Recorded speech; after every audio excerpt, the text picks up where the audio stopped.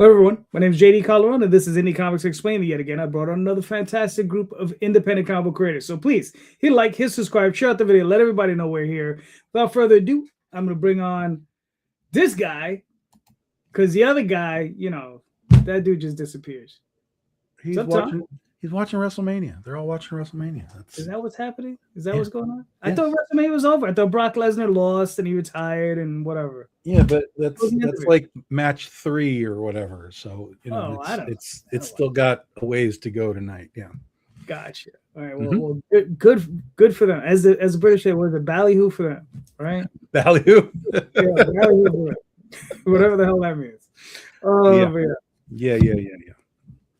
So that's what's happening.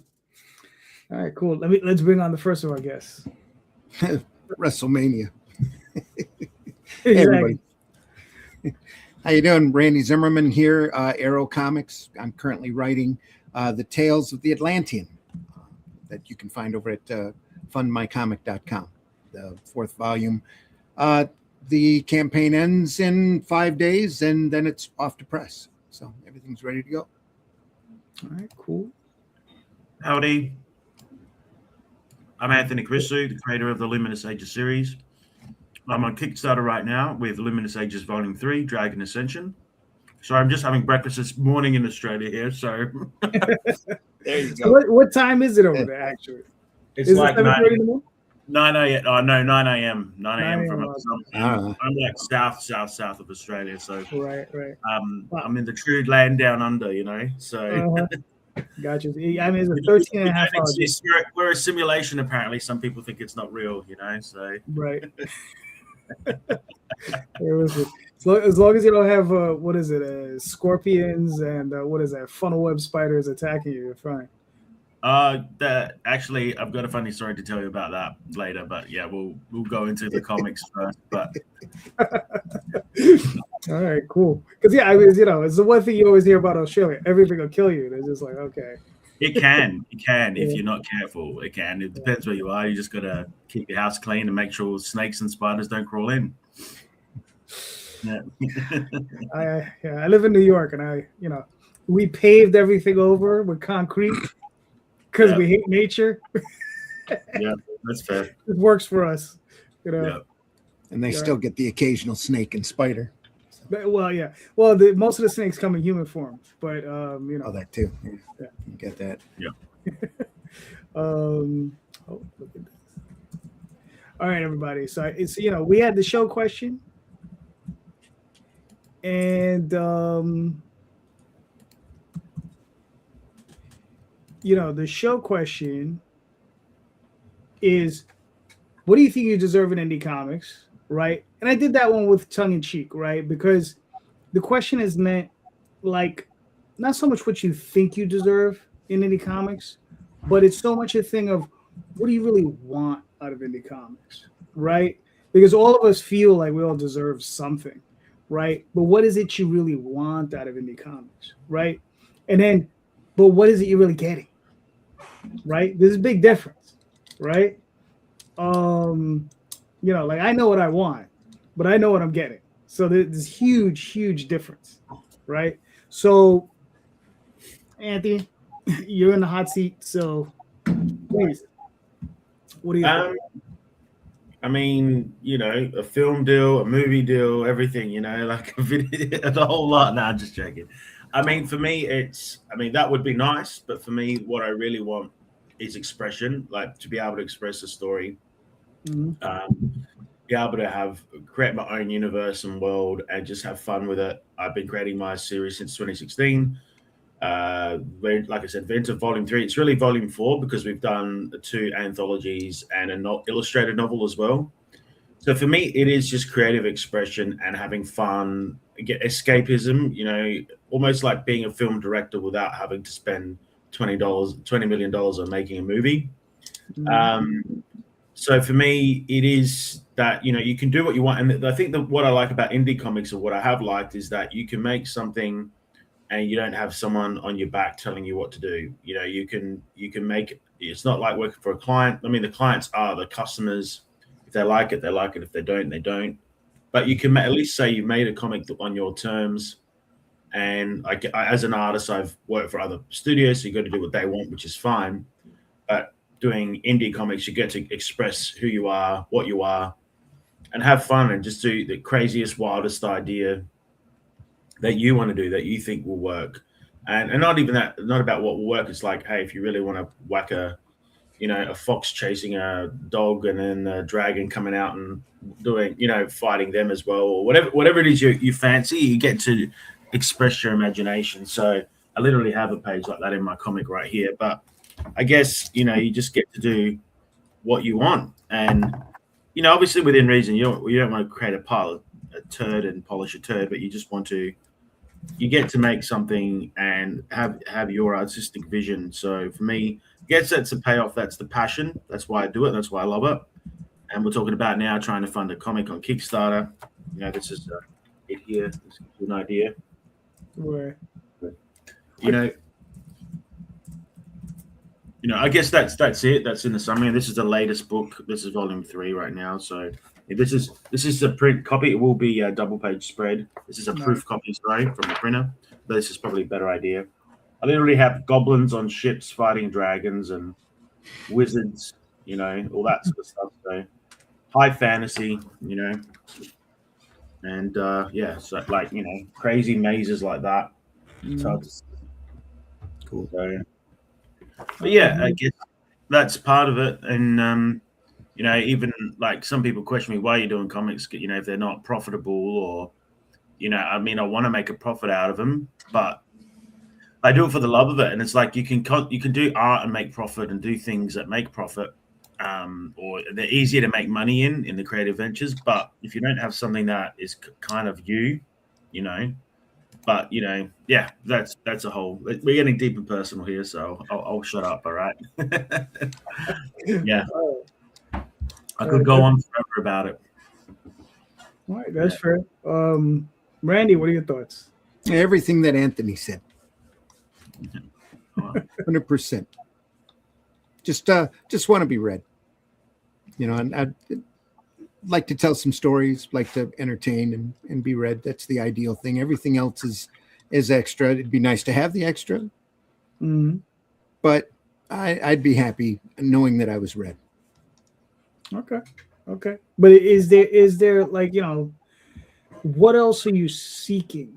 Or what else would you like, to come up with?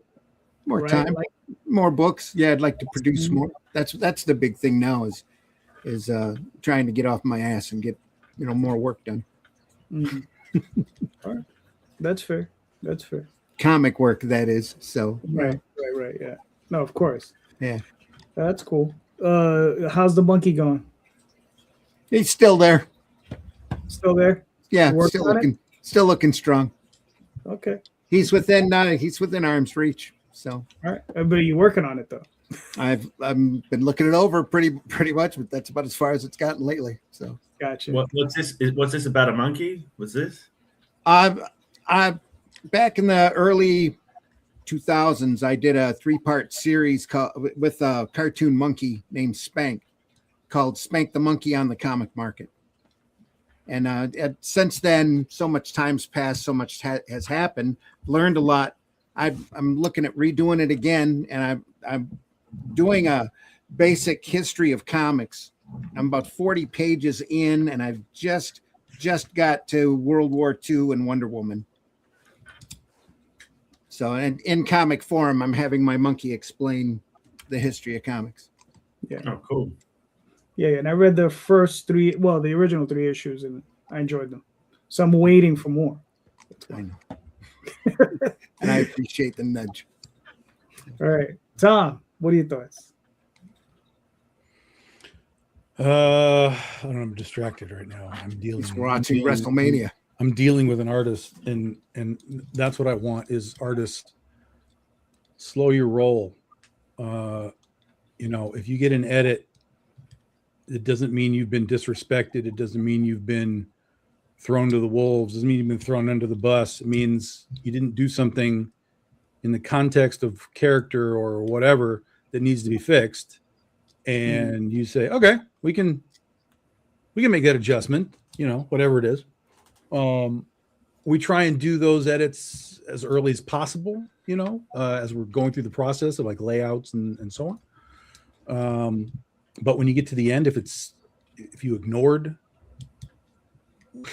what we were doing along the way and you turn something in and it's like, oh my God, man, like you gotta stay with me. There's a certain allowance for, you know, artistic modification and artistic, you know, whatever that you want to do. Certainly artistic license. Yes. There's absolutely room for that. But, you know, if a character's a brunette and you color her blonde, it's not going to work. Right.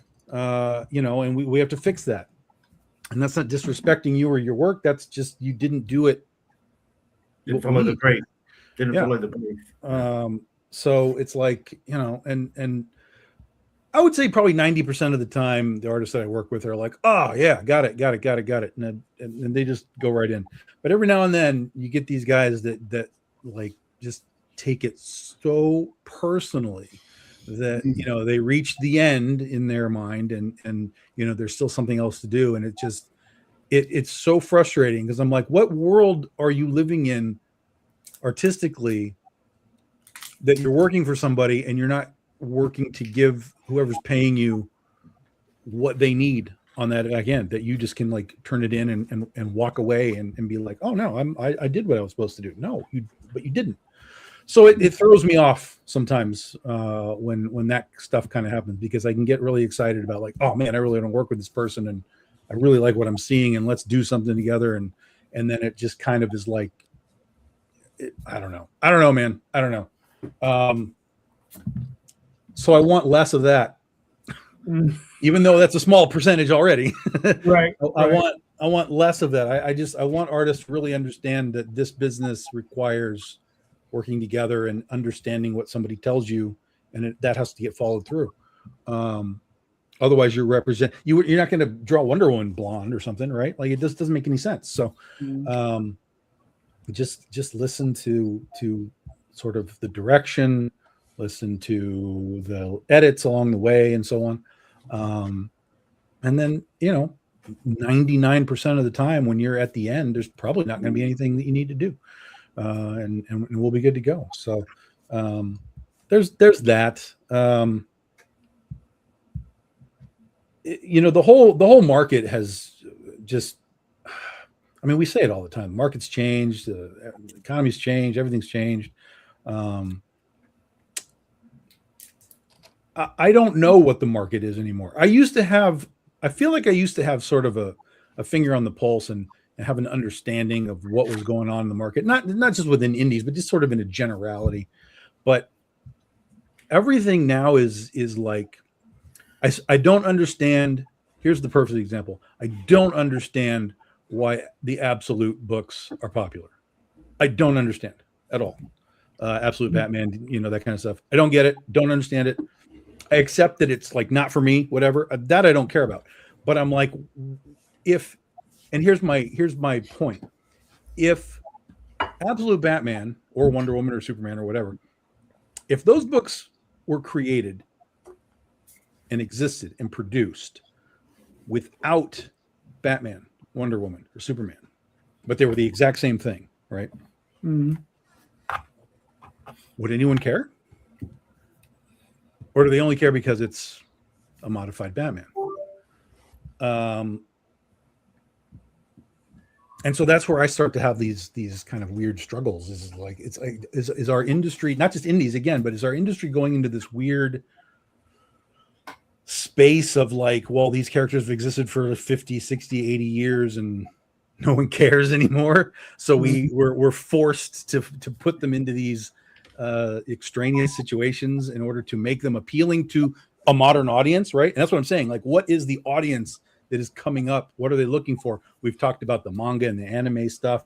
Those guys came up with that stuff. Maybe that's what they need in comics now. And so like the Wonder Woman, to me, Absolute Wonder Woman is very manga inspired anime with the giant sword and stuff. Like, so do we, and maybe this goes into my question and we can come back around to this as the question, but once you answer yours, but right. Do we as creators have to understand that the people that are coming up, the young audience, they are in such a different world of design and sort of storytelling style and so on, that we almost are forced to push ourselves in that direction in order to gain any of that attention. Right now, as creators, we're all kind of like we just talked about. Well, I just want to make my own stuff. I want to tell my stories, and that's all fine and dandy. There's nothing wrong with that. But we have to look at it as, if we want to take another step upwards, what is it in the world that this new audience wants, sees? There's the hyper aggressive. There's the hypersexual. There's, and then there's just sort of like the stuff in the middle. And stuff in the middle right now even seems like just normal stuff. Spider-Man stuff in the middle. Batman stuff in the middle. But absolute or ultimate or my tits are hanging out. Like, that seems to be kind of like where the hard drive for the audience is right now. And then the older folks, they don't even care. They're buying Hulk 181, all that kind of stuff. They're just sticking with their classics. They're not even concerned with it. They've moved on. So I feel like we are maybe at the most separated and split, segmented audience that comics maybe has ever had, with the older guys going one way, folks that came up with what we have kind of doing it the way we do it, but we're not in any of those hyper camps. And then there's people coming up that are like, well, I grew up with people with swords the sides of buildings. That's what I want. I want to see that stuff, So where does that leave us? I don't know. I don't know, if I answered your question. I'm on a rant. I told you I'm distracted right now. There was a lot in there. Yeah. We can come back and dissect it later. I was curious, the artist you're working with that's got you distracted, it sounds like someone you haven't worked with before, like they're new. Correct. Yes. Somebody new. Yeah. Yeah. And I felt like things were going right. We were doing all the layout, like this is good. This fix in the loose, rough stuff. So we're not trying to finish it on final art. Right. But then as we're getting towards the end, it's like, no, the colors are wrong. Like something's off here. You're not looking at the reference. And it's like, geez. All right. So. Right. Gotcha. Okay. I mean, listen, I've suffered through similar things. So yeah, it happens. It happens. It's a small percentage. I'm not coming down on artists here. It's a small percentage, but some of them take it hyper personal when you tell them, well, we have to fix something. Right. Right. And it's not personal. It's all business. That's it. Yeah. It's all of course. business. Yeah. And one, it's all business, and two, you're the client, so you want it a certain way. And you hired this person thinking that they could do it the way you want it. Yeah. Right. So, and that's just what that is. All right, cool. Now, let me answer my question real quick. This is somebody, Al Davis, or I don't know. I'm hoping that's not AI Davis, but Al. No, Davis. He's Al. Yeah. We call him Al. Yeah, I want to ask his question. I want to pull up his stuff so maybe we can ask him some of the stuff he's asking. But real quick, I mean, for myself, similar to everybody else, I want to be read, but in wanting to be read, I would like obviously higher numbers, right? Across the campaigns, just more outreach, more of everything. So then that way I can produce more, right? I can pay my artists more, right? Because there's always, a struggle. And it's that sort of thing, because I'm not doing my own artwork. I'm just a writer, and I'm just, and I'm paying the artists, and the artists do rely on me to pay them, right? And it's crazy because I'm not accustomed to having, I don't know if you guys have ever experienced this, but I've had in the last few weeks a couple of higher end artists reach out to me and say, yo, do you need a cover? I have X and I'm willing to give you a discount. And I'm having to be like I'm doing this. I'm like looking around. I'm like, hey, do I have something? Because I want to take advantage of the discount, but I also want to give them the work, right? So Yeah. there's like 2 separate artists I had to do that for, you know, and I find it a little crazy because the 2 people are 2 of my best selling cover artists, and I'm like, how is it you're struggling, right? But they are, right? Like everybody else, So yeah, it's one of those things. It's crazy. So all right, so listen, I want to pull up Al's thing real quick. And he says, "Hey guys, I kind of feel that that there aren't enough places, shows, centers for promotion of indie comics. Yes, and for example, a really popular show or even personality that shows off is able to show off indie comic books, right?" He continues, as an example, Jordan Hembrow was doing a TV show called Toy Hunter that sort of gave a personality face to the indie fan collector side of the industry community. I don't know who that is. Yeah, I don't know. I remember the show Toy Hunter. Toy Hunter, yeah, but I don't know what that got to do with indie comics. Like he was doing indie comics on Toy Hunter? No, I think what it is more a thing of like, I think maybe on the, because I haven't watched all the episodes, maybe on the show he was giving some or like you were seeing some indie toys as opposed to maybe indie comics. Oh, okay. Sure. Maybe the indie toys on there, Yeah. Well, there are people that talk about indie comics. I mean, that's a thing. You see people on TikTok all the time. There's people that do reviews. The problem is just like anything else. If it's something that most people don't know what it is, it's hard to get them to check into it. That's why Absolute Batman works versus here's a new character that has an axe on his chest, right. because nobody would know what that is. They might still get a kick out of it, but it's not like saying, "Oh, this is Batman now." Right. So there are definitely social media people that talk about comics all the time, but they mostly will talk about in the indie space. They'll still talk about guys that are doing like Something's Killing the Children and that kind of stuff. Not the step below that, which is where we are. the space we inhabit. Yes. Yeah. Right. And then he continues, agree with Tom to the degree if Invincible was still being released monthly now, or was a newer comic release, it'd be a massive hit, and those new Batman comics wouldn't have been produced by DC. I don't know. I think DC was still producing. But then he continues, and depends how mainstream or edgy, personal or trippy, conventional or non, you make your own comics. Understanding the audience is what is missing is different or new or unique. There you go. That's true. That's why things like Stabbity Bunny, have a decent market share because people like Stabbity Bunny because it's very weird. Audience has changed, and media has changed. True. Yeah, this is very true. Yeah. Cheers, Randy. It is Alistair. Okay. I want to point out, I was just at 2 conventions and I'm promoting my book in Australia, right? And we do have a passionate comic book fan base, and people love comics.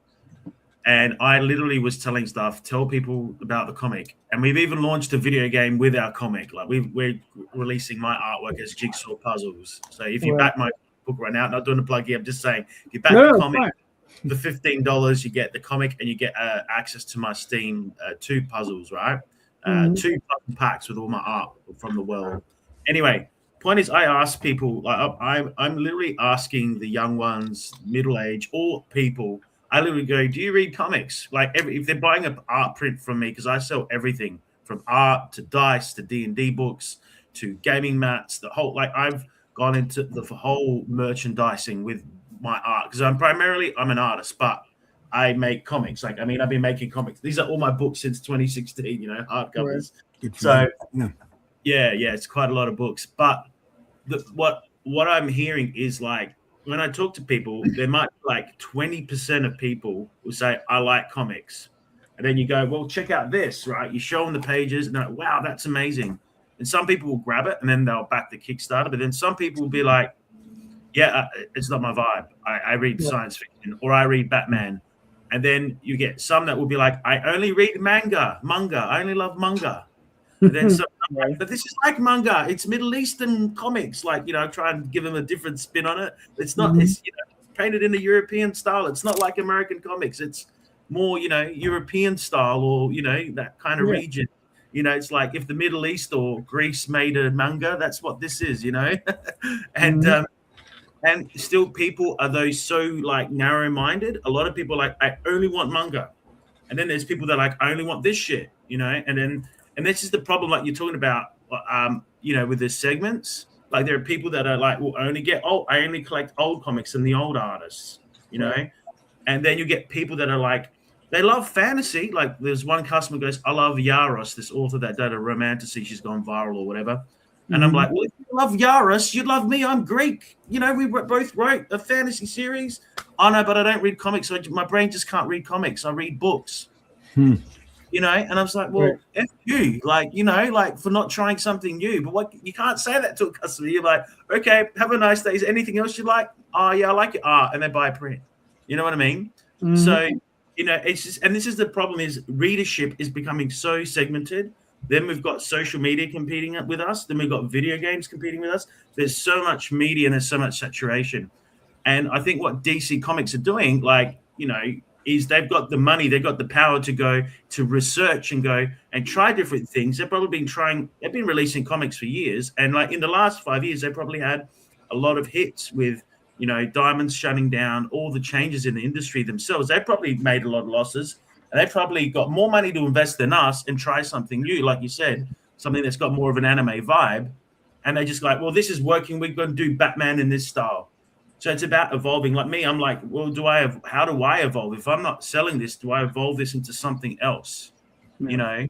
And I'm thinking of like doing art books now. Like I'm going, well, if this doesn't fund or barely funds, I still love my world, but I'm going to go like, there's a book called Tegan. There's a book called Fairy Fault Lines. They're illustrated books and they just have like a paragraph of story with it. You know, it's like an illustrated novel, so to speak, but it's heavily art focused. I'm like, well, then I'm not going to give up on my passion. I love creating stories, but maybe I do have to change the medium and I don't. And then maybe when I blow up and make millions, I can be like, I'm coming back to comics and I'm going to hire people and look after people, you know, but it's just, this is what I think that's the problem is we are saturated. Like, I mean, even social media, I've gone viral on TikTok. I got 200K views on my art, right? How many sales have gone from that? Zero. Fucking zero sales. I had multiple viral videos. Like I had 60,000 views. And it's just, there is so much content. There's so much stuff. And if you're not providing, like all it was I basically did a trend, like a David Tennant video. It was a nerdy thing of a painting before and afterwards. And they're great. It was like a comedy video and people love that stuff, but it's like, they don't want to buy from that. So you have to constantly change and find a way to sell your stuff, but it also gives people a lot of attention. Like it draws people in and they're interested or offers value, you know, and this is like, social media is constantly changing. All the media is changing. It's just like, I get you guys, like, we just want to make books and it's just, that's the challenge, you know, I guess, you know, I'm venting too, man. That's probably a good thing. It's only 4 of us, you know, so we can vent all night. Right? There you go. The idea of value is an interesting one to me because I get it. We want value for the money that you're spending and so on and so on. But what's interesting is that when it's Absolute Batman, they're not interested in value. The value is the collectability of the piece, right? Yeah. It's still a 20-page book with 14 variants, whatever, like anyone else can do. But then when it comes to indie stuff, there is sort of an expectation of, well, what am I getting if I buy this book? Do I get a free sticker? Do I get a free print? Do I get a whatever? I'm like, well, you're getting the comic. Like that's what we're doing. We're selling the comic here. We want you to buy the comic. We want you to read the book. We want you to enjoy it. If you happen to like the art and get a variant cover, certainly grab one. But it is weird that there seems to be like this extra needed piece for someone to buy an indie book. Well, what do I get? What else do I get? Weird question. Has Batman, I know that there's Batman's gone nuts, but has it been this year that it's really gone peaked? Has it really starting to go nuts now? Last year is when it went, you know, what it really went crazy.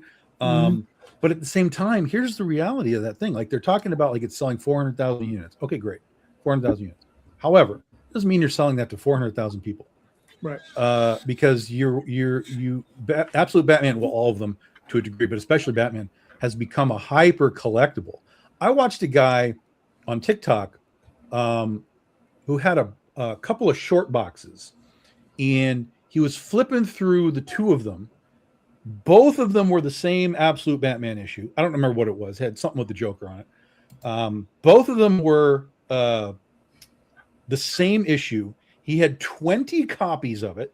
They were all graded and they were all CGC 9.8. And he was just like, look. I'm like, okay, so that's 20 copies that guy bought off of that. You know what I mean? So if you start to do the numbers and you start to think about like, okay, how many people are actually buying Absolute Batman versus what does that number mean versus, buying 20 copies at a time? But it just doesn't matter as well in terms of it going up in value. Like even if you go, all right, that's what I'm saying. Yes, because if this guy has 29.8 copies, like then the collectability is collapsing under its own weight. Mm-hmm. Yeah. I mean, it's not going to go up in value because if there's that many printed as well, and one of the things I heard is that people aren't even buying the book; they're buying the grade. They're not buying the 9.8. Right? Mm-hmm. That's really what they're buying. So you could probably grab some indie comics from the 80s. If you got a 9.8 for it, you're going to sell it at a premium because it's 9.8. And it's going to be rare regardless. Right? That's what you're buying. Right? Because even out of a print, like we've all gotten cases of books. Right? And if you crack open a case, the top, that's, you know what I mean? They're like, condition. The ones on the bottom, condition. So ones in the middle, they're going to be cherry, right? And how many of those are going to be 9.8s? Because even then, you're going to have little variations, the little frayed edges or whatever. They'll bring it down to a 9.6. So it's that whole thing, right? So it's like people are buying that 9.8, which is what I find really weird. And then how much of this is just market manipulation, right? Like we saw the whole thing with Dork, right? Come out. Yeah. Mm-hmm. Good looking book. I'm looking forward to the trade. I'm going to buy the trade when it comes out because I buy trades. But I'm not interested in buying, issue 1 at $500. I don't think it's worth that. What's interesting? What's interesting is obviously was he an indie creator? Like the creator. I saw Dork as well. Like, is he? How did he get viral? Like, how did that become popular? Like, what was it? Well, I know he's published with Image Comics or Dark Horse. He did. What is it? I Hate Fairyland. He did a few issues of that for Scotty Young. Yeah. And that's really the only thing I know him from. Or because I don't even collect that book. I just know that's what I've heard that he did. He's a good artist. I look at this stuff, good artist, right? Got a goofy title, right? Dwarf Orc Dork. Okay. Goofy title, right? Think of Teenage Mutant Ninja Turtles. Why is it? Goofy title, right? People hooked onto a goofy title, right? And there are other examples. Yeah. Right? Yeah. Going into Goofy, right? This is one of my top selling paintings. It's just a duck with a hat on it, like exactly. A jack. Right, because that's a universal picture. People who like ducks love it. People who love who loves magicians love it. Well, I didn't think it was going to be. I wrote that in 2020. I wrote Quacker Jack into my series in 2021 in my illustrated novel in here, and I didn't think it was going to go nuts, but it did. That one painting. So I wrote a 150-page illustrated novel, and I put this one character in. He's part of a group of 10 enchanted creatures, and it's like one of my top selling prints, So go copy me and make ducks now. And I'm just joking. Make it as many ducks as you want. But the reality is, like, I was talking to someone even at Supernova about it, and they're like, there was someone at Gold Coast selling duck figurines, right? But in every brand. I don't know if they're in America, but it's like a duck that's like looks like Frodo, or a duck that looks like Gollum, or a duck that looks like Batman. I don't know, like, obviously because it's parody, you get away with it. But these were figurines where they were custom made, and they were creating their own, like, pop vinyls with ducks like that. And they were going nuts. And that's what he's saying. Like, some people that are just doing this, the absurd, people just want absurd stuff now. It's just weird. Like, and that's the younger generation. They want funny, quirky, maybe because of what's going in the world. Like, you got to think, I released my duck in 2021 during COVID, or just after COVID, as COVID was ending. And we're living in dark times, and maybe people just want fucking funny shit, or they want to be distracted by fun stuff or silly stuff or big boobs, like, you know, whatever it is. You know? Right. Yeah. But the thing is that's been around for a minute. Like I said, Teenage Mutant Ninja Turtles, it was 50 years ago. Yeah.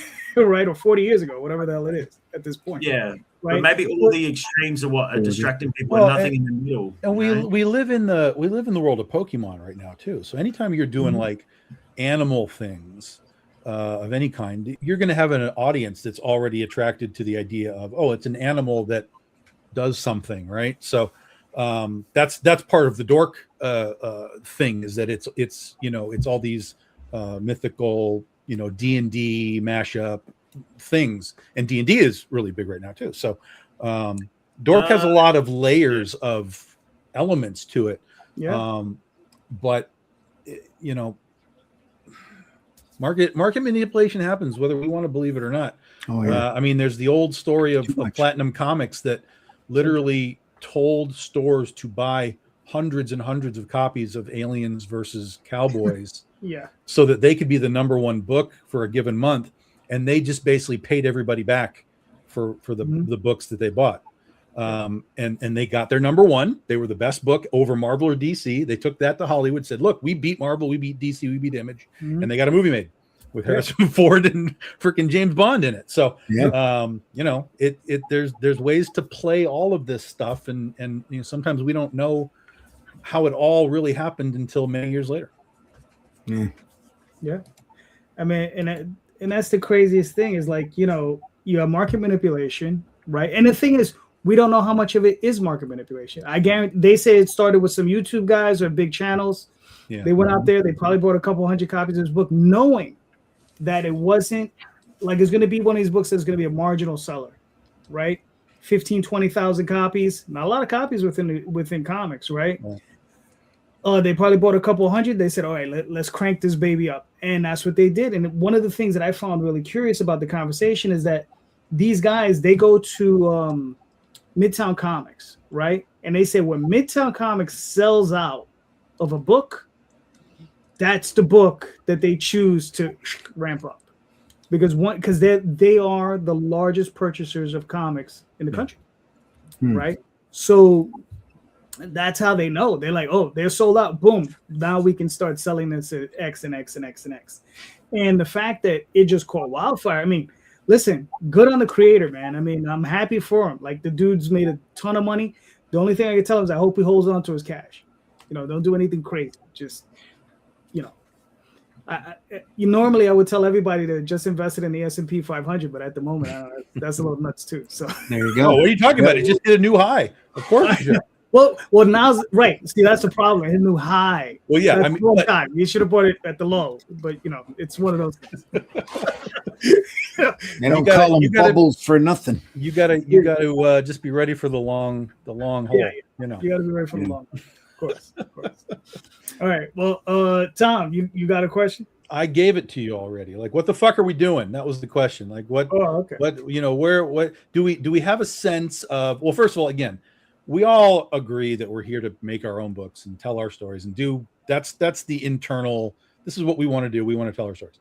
But if we're looking to sort of do a dork type of thing, obviously being with Image changes everything for you, potentially. Not always, but it's a help, obviously. But just from an understanding, trying to understand the market, what are the old guys doing?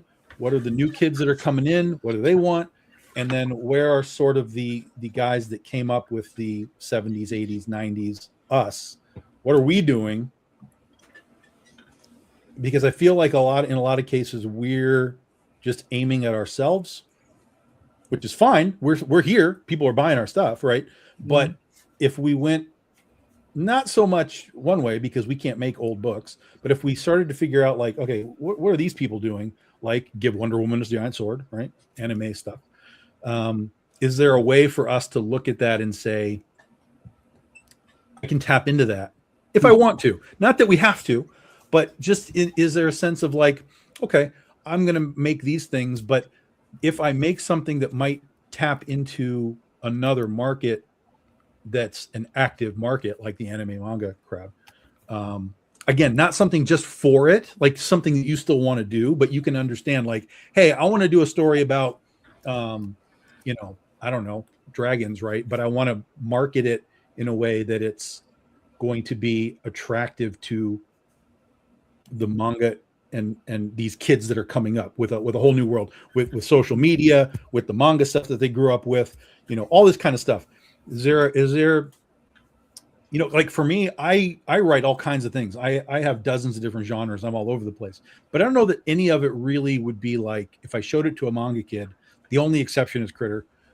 She does cross over into that realm just because she's the cat girl thing. And so that already happens. But I don't do anything else where I could be like, hey, look, here's Scheherazade. Like, hey, look, here's Legend of Oz. Like, here's Penny for Your Soul. Like that audience isn't going to care about those. So thankfully I want to write Critter. And so she's got crossover, you know, built into her, which is great. But are we willing to push ourselves in that direction? Or do we just stand in our own sandbox for however long we do this? All right. I mean, I think it's good to adapt. I think it's good to adapt. I mean, if you're constantly, I mean, if things aren't working for us, you know, or whatever, they're not taking off like we hope they are. It's about evolving and being creative and constantly adapting, but obviously not selling your soul and doing something you really hate. You know, Right. It's a balance, you know. Exactly. So yeah. And because if the market's shifting, it's shifting. Like right now, Kickstarter is broken. Like I remember 2016, I launched a book, you got funded with no audience. Like, well, I had an audience, I had maybe 30 fans, but I got 100 backers. Now I'm sending literally all my fans, 33 fans that love my stuff, probably more. But then, like, whether they're not buying because of the economy right now or whatever it is, you know, it's a struggle. And so, like, where do you find your audience? You know. Do you go down the publishing route versus Kickstarter instead, you know, or like you said, you know, do you pander to what people want? I think you've got to make a compromise though. Like if you pander too much to what people want, you're not going to love what you do. You have to love it. Well, and I think that if you pander too hard, they see it too. Like that, and that's what I'm saying. Like if you just have an idea, the idea is just, can I tinker with it a little so that audience might be interested too? Yeah. Randy, what are your thoughts? I've been wrestling with all of the questions that Tom was asking for about the last, 10 years, probably before COVID. That's why I started that paper. It was because the direct market to me was not making it. And we were literally pretty much invited not to come back by Diamond. So wanted to do something. Tried my own apparel business here local, and when that wasn't working, I got involved with the local political paper doing their cartoons and figured out maybe I should do a cartoon newspaper. So we did that, advertiser supported, for 100 issues, and it worked out really well. But Flint had a water crisis, and a lot of the mom and pop stores were our backbone advertisers. We were doing the paper and giving it away for free, and when that went away, we lost Australia. Yeah, we lost Australia. Perth is gone. But Australia really is fake. Yeah. He probably got attacked by a snake. Yeah. But anyway, I've been looking and playing with different markets, and so, you know, associated with fundmycomic.com, because we saw the troubles that were happening with Kickstarter and Indiegogo and all of the political BS that we wanted to get away from. And, you know, looking at digital, I stumbled into the writing gig doing the Atlantean with Russ, and that seems to be giving us a bigger reach from other countries, because that genre of book is picking up, especially over in Europe. And I think you're going to start seeing a lot of independent spirited machismo books, you might say, springing back in. Surprisingly out of nowhere. You've got that black space cat character. Mischievous, yes. Yes. That is an easy character to modify, I think, into a manga anime style and still tell a story that works within what she is anyway. Oh, yeah. Yeah, absolutely. See, and that's what I'm saying. Like, you know, I've even thought about like, okay, do I just take Critter and just literally do a manga of Critter, like whether Mhm. it's an adaptation of the same story, whether it's a completely new story. And I have both. Like I've really Right. thought about to this point where I can go two ways with this. So that's what I'm saying. It's like, especially you, because you've got a deep Well, catalog. I've got character sheets on all of the. I just put together a style guide for Anniverse because we're collecting everything together, Mhm. which we should have done last year, but that's a whole nother story. And I'm going back over those characters. Yeah, I agree. They could be adapted over to a manga, anime style, real easy. Mhm. And the characters are still evergreen. Yeah. You know that, and going back through and rereading that stuff, a lot of times you sit there and you go, "Who wrote that?" And sometimes it's good, and sometimes it's terrible. But yeah, it's been interesting going back over that old stuff from like 2 lives and 4 generations ago. You know, Well, you know, but listen, but we do have something from this life in this generation. It's called the There we are. Atlantean. Do you want me to Yes. play this video? yes, please go ahead. Just using my dramatic voice. In the time before Atlantis sank, when the lands of this world were savage and untamed, one man would claim his destiny, seizing his place as a king. After defending his throne and learning the devastating truth of the Serpent Kingdom and its deadly cults, King Kull and his right hand rule the Spear Slayer, make a solemn vow to hunt down and destroy the hidden empire of these serpent demons. These are the tales of those journeys. This is the Atlantean. Tales inspired by the brilliance of Robert E. Howard, featuring his first barbarian characters as introduced in the pages of his classic tale, The Shadow Kingdom. Each volume contains beautifully painted covers and around 50 pages of original black and white art and story, featuring classic sword and sorcery adventures you don't want to miss. Join us on these epic adventures. Sign up now for news with the email list at russleach.com. Bring your axe and prepare for battle. Nice. There we are. This is volume 4. You don't have to have the first 3 in order to follow it. Everything's meant to be read individually if you want, or all together. They make a nice little string of journeys with Kull and Brule as they travel the land. Kull is traveling incognito. He doesn't want anybody to know that he's king, but he's getting an education about this new Valusia that he has become the king of.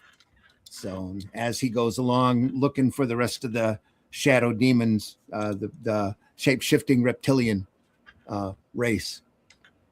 So in this particular volume, we adapt the only other story that Robert E. Howard wrote of Kull that was printed in his lifetime, and that is The Mirrors of Tuzan Thun.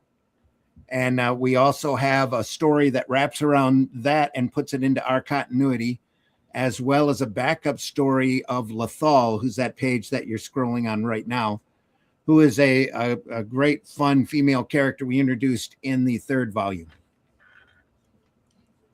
So we are looking at stretching things out and kind of building a little universe of our own here. All right. There are a couple of catch-up tiers in the campaign. As easy as, I think it's like $55. You can get the omnibus with a phenomenally painted cover, just beautiful. One of my favorite covers, and that collects the Shadow Kingdom and the first 2 Atlanteans, and also get the 3rd and 4th Atlantean volume at once. Or you can pick them all up individually, or multiple copies. Very nice. Listen, man, I love what you guys are doing. I mean, you know, I get all the books, so I really enjoy these. I'm glad you do. Yeah, thank you. Yeah, man. When We're really proud of what we're doing, and Russ's art just keeps getting better and better every issue. yeah, I mean, are you doing what is it? Are you just going to be? I keep forgetting. You do them quarterly or triannually? Yeah, we were looking at doing quarterly, but right now we're looking at doing probably a larger volume for the 5th volume, and finishing up a few of the storylines that we've got started, and seeing how things go from there, and maybe releasing an omnibus of it, doing a Kickstarter campaign to see if we can hit a wider audience. We're just starting to get the attention of the Howard community, and it's all been just super positive, receptive, and we're really happy to hear that. It's kind of a big sticking point of mine when Russ asked me to, continue past the Shadow Kingdom and create new adventures. That was kind of a bit intimidating, but I think we've got a good handle on it. We're growing things out and incorporating what little of Cull that is still in public domain that we haven't incorporated yet, and then going on from there. Gotcha. All right, cool.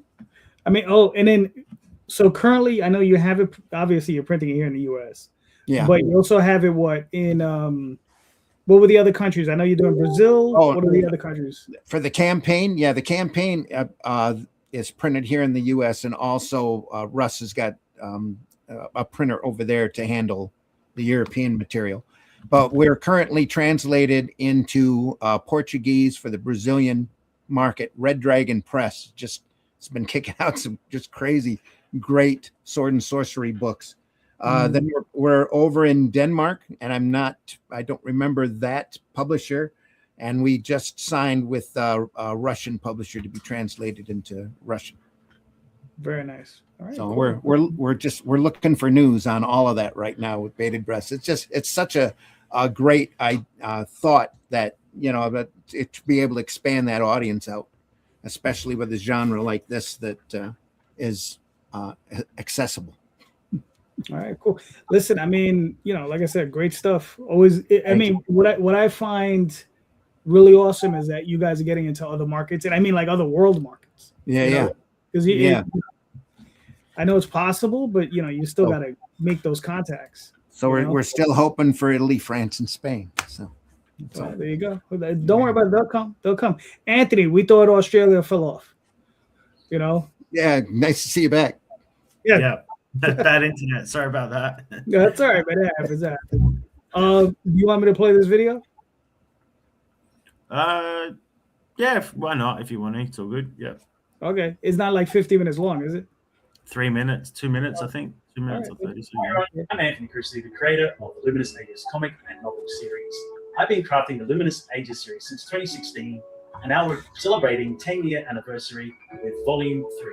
We have created many Luminous Ages comics, stories, and card games, as you can see here, and funded and delivered to all our past backers we are so grateful for. I'm coming to you with our fourth major book, Volume 3, Luminous Ages Dragon Ascension. Now we're bringing you a 48-page graphic novel packed with adventure and excitement. We are now continuing our main series. We are back.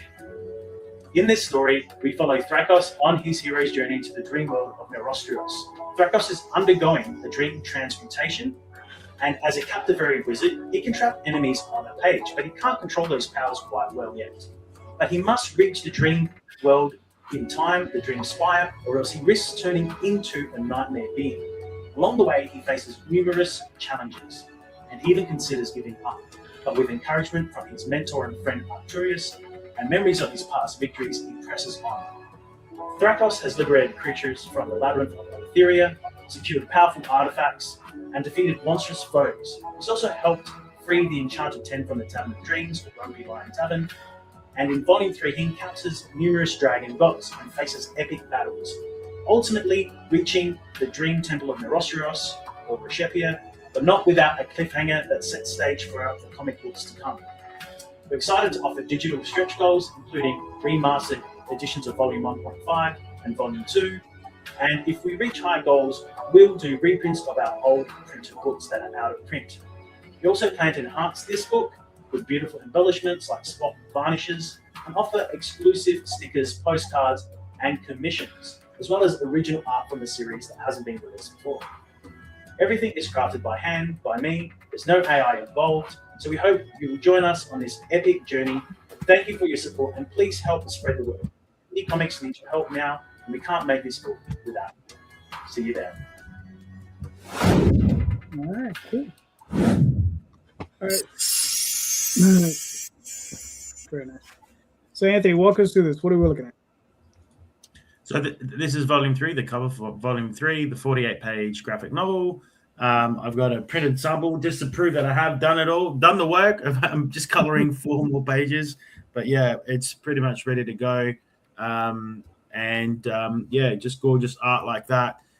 In this book, it's been a long time coming because Thrakos basically was our main protagonist, has been trying to control his powers, but he finally gets this dream well, and he's got to climb his spire and get baptized in his waters, or else he becomes a demonic entity. So he thinks, but something happens where there's a big change or an upheaval, and basically, finally, my readers are going to be able to figure out what is going on with Thrakos, what is actually happening, and I'm going to end the book on a reveal, a final reveal of everything. We're also launching. There's 50 more backers can get our puzzle. So if you go up again, that's out. We're actually doing a jigsaw game on Steam. We're partnered with a local developer in Adelaide, and if you back it for $30, you get a print, a bookmark, plus 2 access codes to our games, our puzzle game, which is all the Luminous Ages art done in jigsaw puzzle form. Really fun to play. And so you get early access to the game before it goes live as well on Steam. But this is all the stuff. That's Quacker Jack is one of the characters. So in the series as well. So yeah, it's just that's it. Like I said, we're about 40% funded, I think. Be nice to be fully funded, but it's comics, it's a grind. And it's just I'm just ready to go. It's got really good reviews. Matt Stawicki from Dragonlance, Magic the Gathering, Tyler James has given a review. Wild North Comics, and customers do love it. People love. If you like fantasy, adventure, mythology, you're gonna love this. The premise of my world is there's 3 schools of magic. There's the Luminaries, the Captivaries, and the Chosen. The Captivaries can draw and capture an enemy or an object on a page, or even an entire town or city as they level up. They draw and capture things on a page. The Luminary draws and brings creatures to life. There's a third school called the Chosen. They can wield dream artifacts, so very powerful artifacts without any penalties. And there's mystery around that school that apparently, like, they could be fighting a pack of goblins. And as they're fighting, they might start thinking about bulls, and all of a sudden a stampede of bulls comes charging through the dungeon, killing off all the goblins. So they have the kind of like the power of manifestation through physical combat. So kind of like they manifest things, but they're not. That school doesn't know how to control it, and it's kind of a prophecy. They think that So, but that's basically the world of Luminous Ages. 13 gods as well, 13 dragon gods, and So that's about it. No VAT taxes on comics, guys. So don't worry, you don't have to pay the VAT tax on comics. So that's why I've come to comics as well. I was like, hey, I better do more books because there's no VAT tax. Trump hasn't taxed that yet. So hopefully I better not jinx it. Huh? No printed material yet. So. Yeah. Hopefully it stays that way. Listen, gotta appreciate the Koch brothers for something, or the brother that's left. Yeah. Because trust me, that was his influence. But as a whole. Who was that? Whose influence was it? The Kochs. They're two they're 2 huge billionaires with a lot of influence. But there's only one left. It was originally the Koch brothers. There's only one left. So. No, okay, and what it is he owns a large printing business, and a lot of it comes out of China. So he uses influence to make sure there's no tariffs on that stuff. Yeah, Vaughn, nice to see you, brother. How was your trip? It was good. Sorry, I just got back. But I was at an anime fest, so it was good. And then it's one of those, we were outside, and then it got really cold. The weather in New Jersey has been insane. So it was like beautiful spring weather yesterday, and we're outside, and it's great. And then today we get in, and it's pouring rain, and it's cold. Yeah. I don't know. Mother Nature is just going through something right now. I don't know what's going on, but otherwise things have been good. All right, cool, man. I think someone said they could imagine a bestiary in my world. I have done that. I've done a D&D book, setting guide and campaign. I literally have got a 60-page, like a 300-page book as well. So D&D book's right here. Sorry, and it's filled. It's jam-packed with stuff. So sorry to interrupt like that. Sorry, but no, that's all right. That's all right. Listen, I mean, but I got your links in the show notes, so everybody be able to pick that stuff up. All right, Vaughn, Phenomenova. Oh, wow. I just got another one. All right, thank you. So Phenomenova is set 20 years after World War II. Hold on, the video. Do you want to play the video? Yeah, video first, yeah. My name is Miles Hanksley. I am Galvanite. My names are synonymous with failure because that's all they know. They don't know how hard I've worked since the reactor. Today, I will prove that I'm not a failure. I am worthy of joining Phenomenova.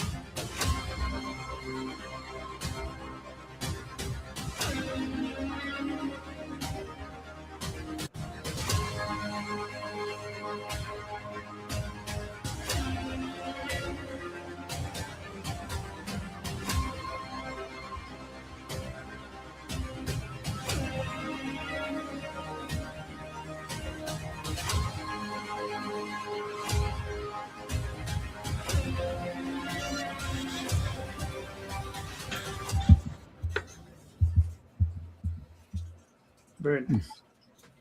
All right. I like it, Vaughn, because I know you're already back from a show, so you're in pitch mode. So go for it. Yeah, so I apologize about that. Intended to come earlier, but yeah. So this is Phenomenova. It's a superhero story set 20 years after World War III. Follows a brand new generation of heroes. The first few issues we kind of saw him building up, then we introduced the team, and now we're really bringing things together with 4 as Miles is trying to prove that he's worthy and redeem himself from his failure to join this team called Phenomenova. And so we're kind of seeing him like, I wanted to do something cool with the training rooms and really force these characters who they're kind of at odds. Some of them feel some way about Miles, some a different way, but they have to ultimately work together to stop a bigger threat. All right, cool. So it's issue 4. Is this a completion of an arc? Is there more to this? That's arc? what I'm planning. Yeah, this is the completion of this first, and it was like a 9-issue arc. And then as I was rewriting issue 4, because I was so proud of issue 3, I'm like, okay, I can level up issue 4. And then I was like, you know what? This is a trade ending here. So yeah, this is going to be the first arc, and then we're going to move right into the next one after this one. So yeah. All right, cool. Which is exciting. Now the entire story encompasses 9 issues, or is there? Well, it depends on the entire. I mean, it's going to be an ongoing story. So the entire story will not be done for a while. But like the second part of this, let's say there's like arcs within arcs, if that makes sense. So it's like this is like the first portion. Like this could be read on its own, these first 4 issues. But then there's like some more, like part 2 would be like 5 to 9. And then, but yes, this will basically be like my first chunk is these first 4 issues. So I'm really excited about that. All right, very nice, very nice. Now you just got back from a show, so how was the show for you? Like, how are you doing your shows? I've been doing great. This was the first slow show in a while, though. It was a slow show, but that was otherwise I've been doing nonstop. Like the sales have been really good, but this is the first slow show in a while. So I was disappointed at first, but I was tabling with a friend, so we hadn't seen each other in like a while, so we just kind of hung out, and I still sold what I needed to sell. So okay, well that's good. That's good. Now moving forward, all right, let's say you got 4 issues now. At some point, do you plan to release this to the direct market? Is that something you're looking to do? I probably have to do things differently. I would love to, especially, I've talked to Phil Russert. Obviously I never have it on my shelf when I need it. My first published work was through him. It was a 10-pager. So, I mean, it would be great to get out through him, but I would love to. I'd probably have to do something different. Like my first issue is triple size. My third issue is double sized. So I'd probably have to like do something. But I would love to. I just have to make sure economically it's viable. And if that's the case, then oh my God. I mean, to see my stuff on the shelf, if I can make it work economically, yeah. Right now I'm doing the cons and the online stuff, but I would love to one day go online. I mean, go through direct market. Gotcha. All right, cool. You're in Jersey? Yeah. All right, gotcha. So, Midtown Comics, Forbidden Mhm. Planet. You know. Oh yeah. Yeah. Jay and Silent Bob's is my LCS, so I've put my stuff is there. They might be sold out. I might have to resupply them. But they'd Jay and Silent Bob's, they're my LCS, so they're great. Gotcha. Now, when you sell them, are you giving them like what's the cover price on them? So it's the same as the campaign here, except for the variant covers. Those are always higher priced at shows because those are meant to be limited. But I don't. Some people destroy extras because they make it. I'm like, I can't do that. So I sell whatever's left over for the printer. I sell it like a higher price at cons until they're gone. So and these are gonna be limited. So if you want any of these single issues, I'd get them on here is the best way, and it helps towards the stretch goal. Also, if you're an artist and you're watching this, we do have an art contest. All right, nice. So what does the art contest consist of? So if you scroll up a bit, the rules are there, but basically you draw Phenomenova, any Phenomenova characters, an illustration like that. You just make sure, obviously, no AI, no nudity, and the winner gets their piece printed in the book. We saw that the first 3 issues, and we're seeing that again with the 4th. All right, very nice, very nice. So let's see, where are you at? All right, well, you've already funded. Yeah, 17 days ago, 204 backers, very nice. Yeah. Your response, yeah, very nice. Now, where do you find most of your backers are coming from? Do you think that you're getting are you getting a lot of crossover from conventions? At the last con, yeah, but I mean, conventions, I should really check because I know the thing about it is like, so I've had people come up. Some people have found me through Twitter, some through Facebook groups, some through Discords, some through YouTube channels. I go on a lot of shows. Obviously, I'm on one now. It really, it's kind of interesting. I don't think it's any one place. Right. Which I like personally. It's like, it makes it obviously when I'm promoting that I have them like an octopus. I got but it seems, I don't know if I could place it in any one place, but conventions, I have noticed a tick up in conventions. Even I have a QR code, and at the last con I was at, I got 2 backers from that con. So, like I said, it's all over. I think everything is ultimately feeding in. Yeah. All right. Very nice. Very nice. Well, like I said, man, you got another 17 days. Awesome looking book. 204 backers. You crushed your goals. So everybody go check this one out. It's a great book. Thank you. Yeah. Very nice. Very nice. All right, cool. Real quick, I'm going to pull up a couple of things. Try to make these fast. This is a book that I'm publishing for Rod Espinoza. Rod Espinoza is out of the Philippines, so you can't do Kickstarters. So I'm doing it for him. Oh, wow. Really? This is Adventure Finders in Volume 1. This is a 240-page graphic novel that's going to have, or a trade paperback that's going to have the first 5 issues of the Adventure Finders. And this is like an expanded story. So if you've seen it online, it's going to have more material in it. He's had some of this stuff printed through Antarctic Press. So this has even more material than that stuff. So he's really filling out the story. So you're going to get more bang for your buck for this story. And it's available in a trade paperback format. It's also going to be available as a hardcover. You can get remarks, signed editions. And the thing is they're all tip-ins. So because I got to get them from overseas. So they'll be tip-ins, but they are available. So, and here's some of the artwork, and he has, some really awesome looking, he does a lot of these double page spreads and they look great, And Rod, this guy really knows his stuff. He enjoys, if you like Dungeons and Dragons, if you like Lord of the Rings, that sort of thing. I think this was going to be right up your alley. So go check it out. That looks awesome. My artist in the Philippines, so I don't know what they're drinking there, but they've got some great artists. They do. Amazing. Yeah. And then I have Magi's Grace. This is issues 1 through 3. This is a second chance campaign. So if you missed the first one, you get the second chance to check it out here. And I just got some. It's Magi and Grace. They're a team of monster fighting duo. She's a sorceress. He's a monster fighter.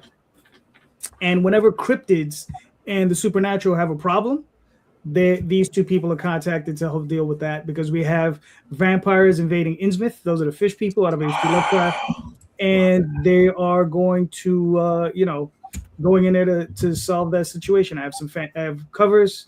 Rod Espinosa was kind enough to do one of the covers for me, so that's there.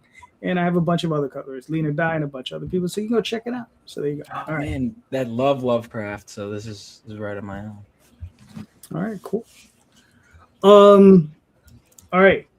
So I got a hypothetical for everybody, right? So how would you handle this situation? If a producer, a film producer, movie producer, whatever, producer out of Hollywood comes to you and says, "Hey man, I want to buy your property. Property X, doesn't matter what it is. Property X offers you life-changing money.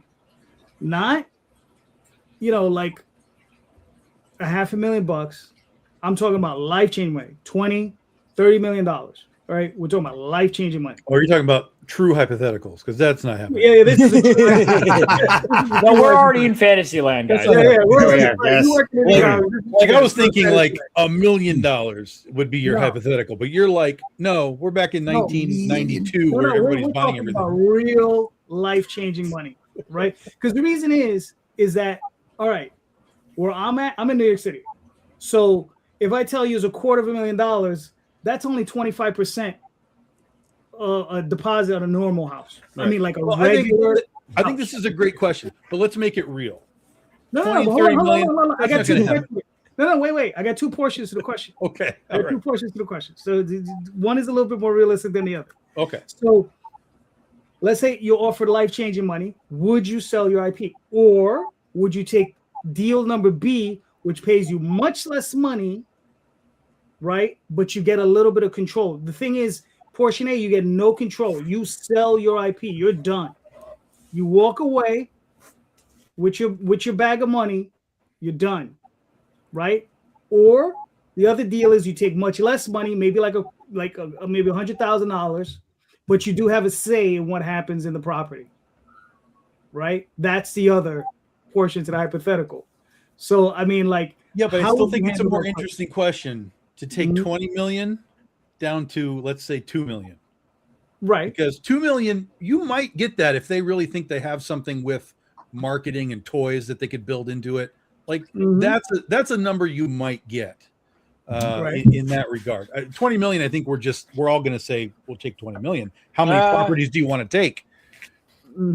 Well, Vaughn is young.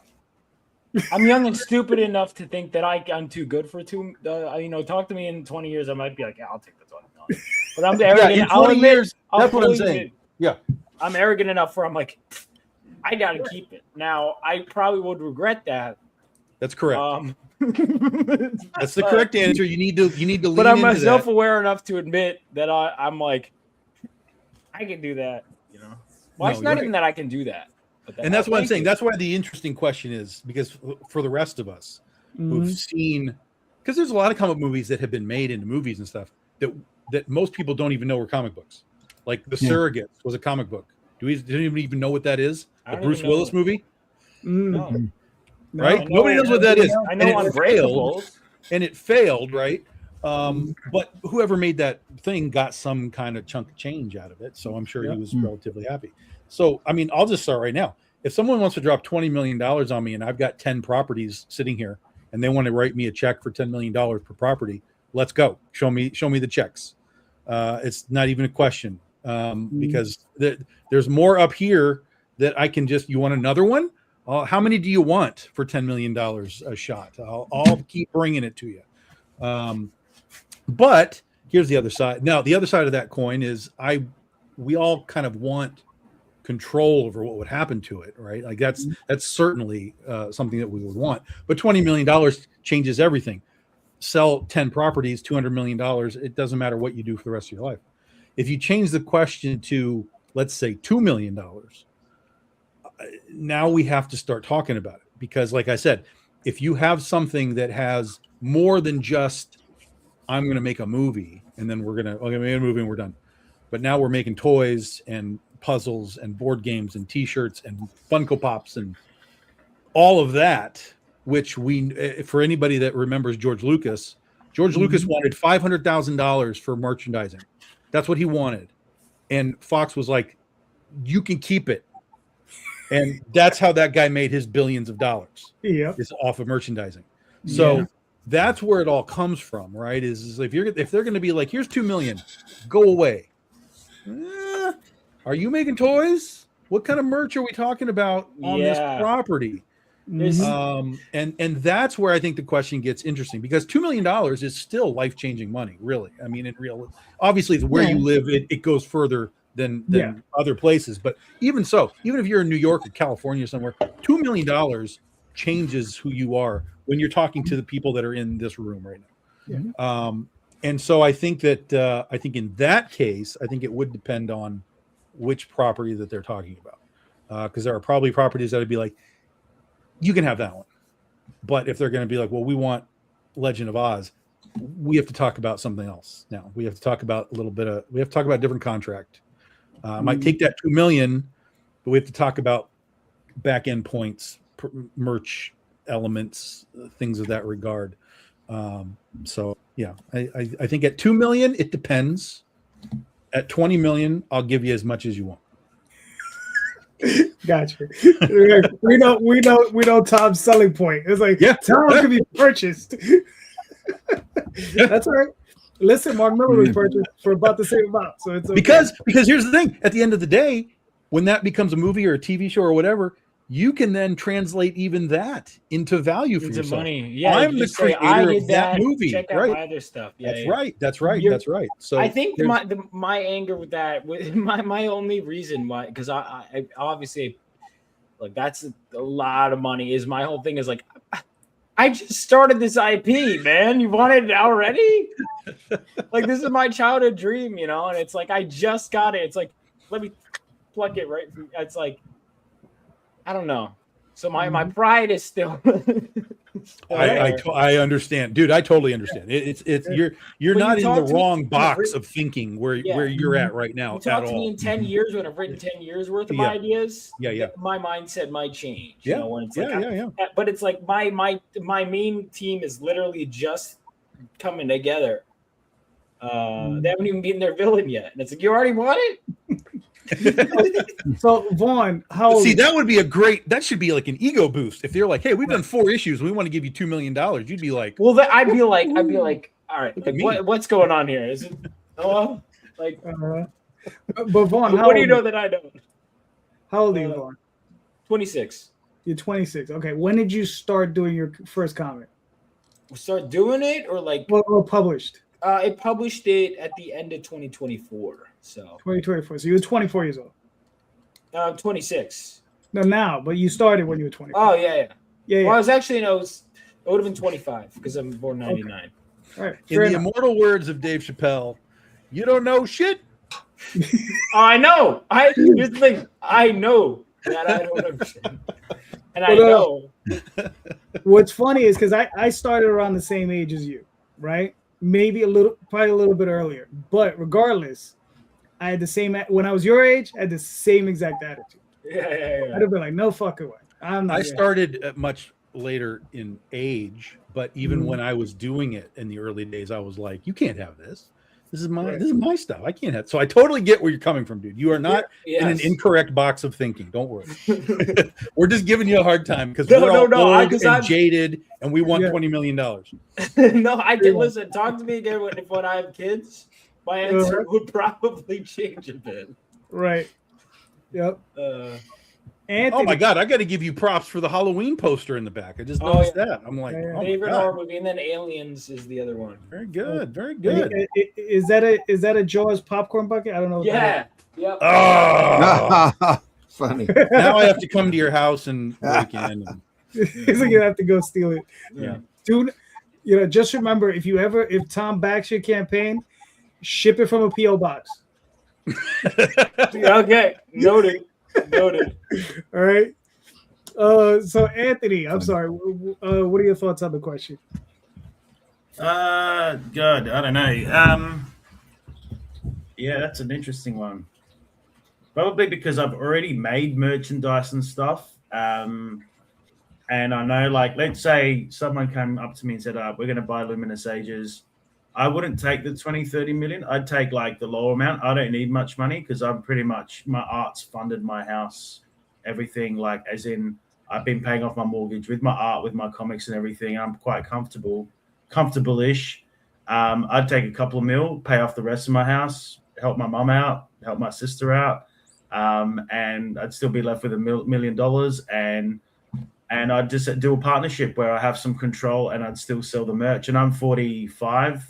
I don't have a wife or kids or anything, so I don't have to worry about that yet. There's still time for me, maybe when I'm 50.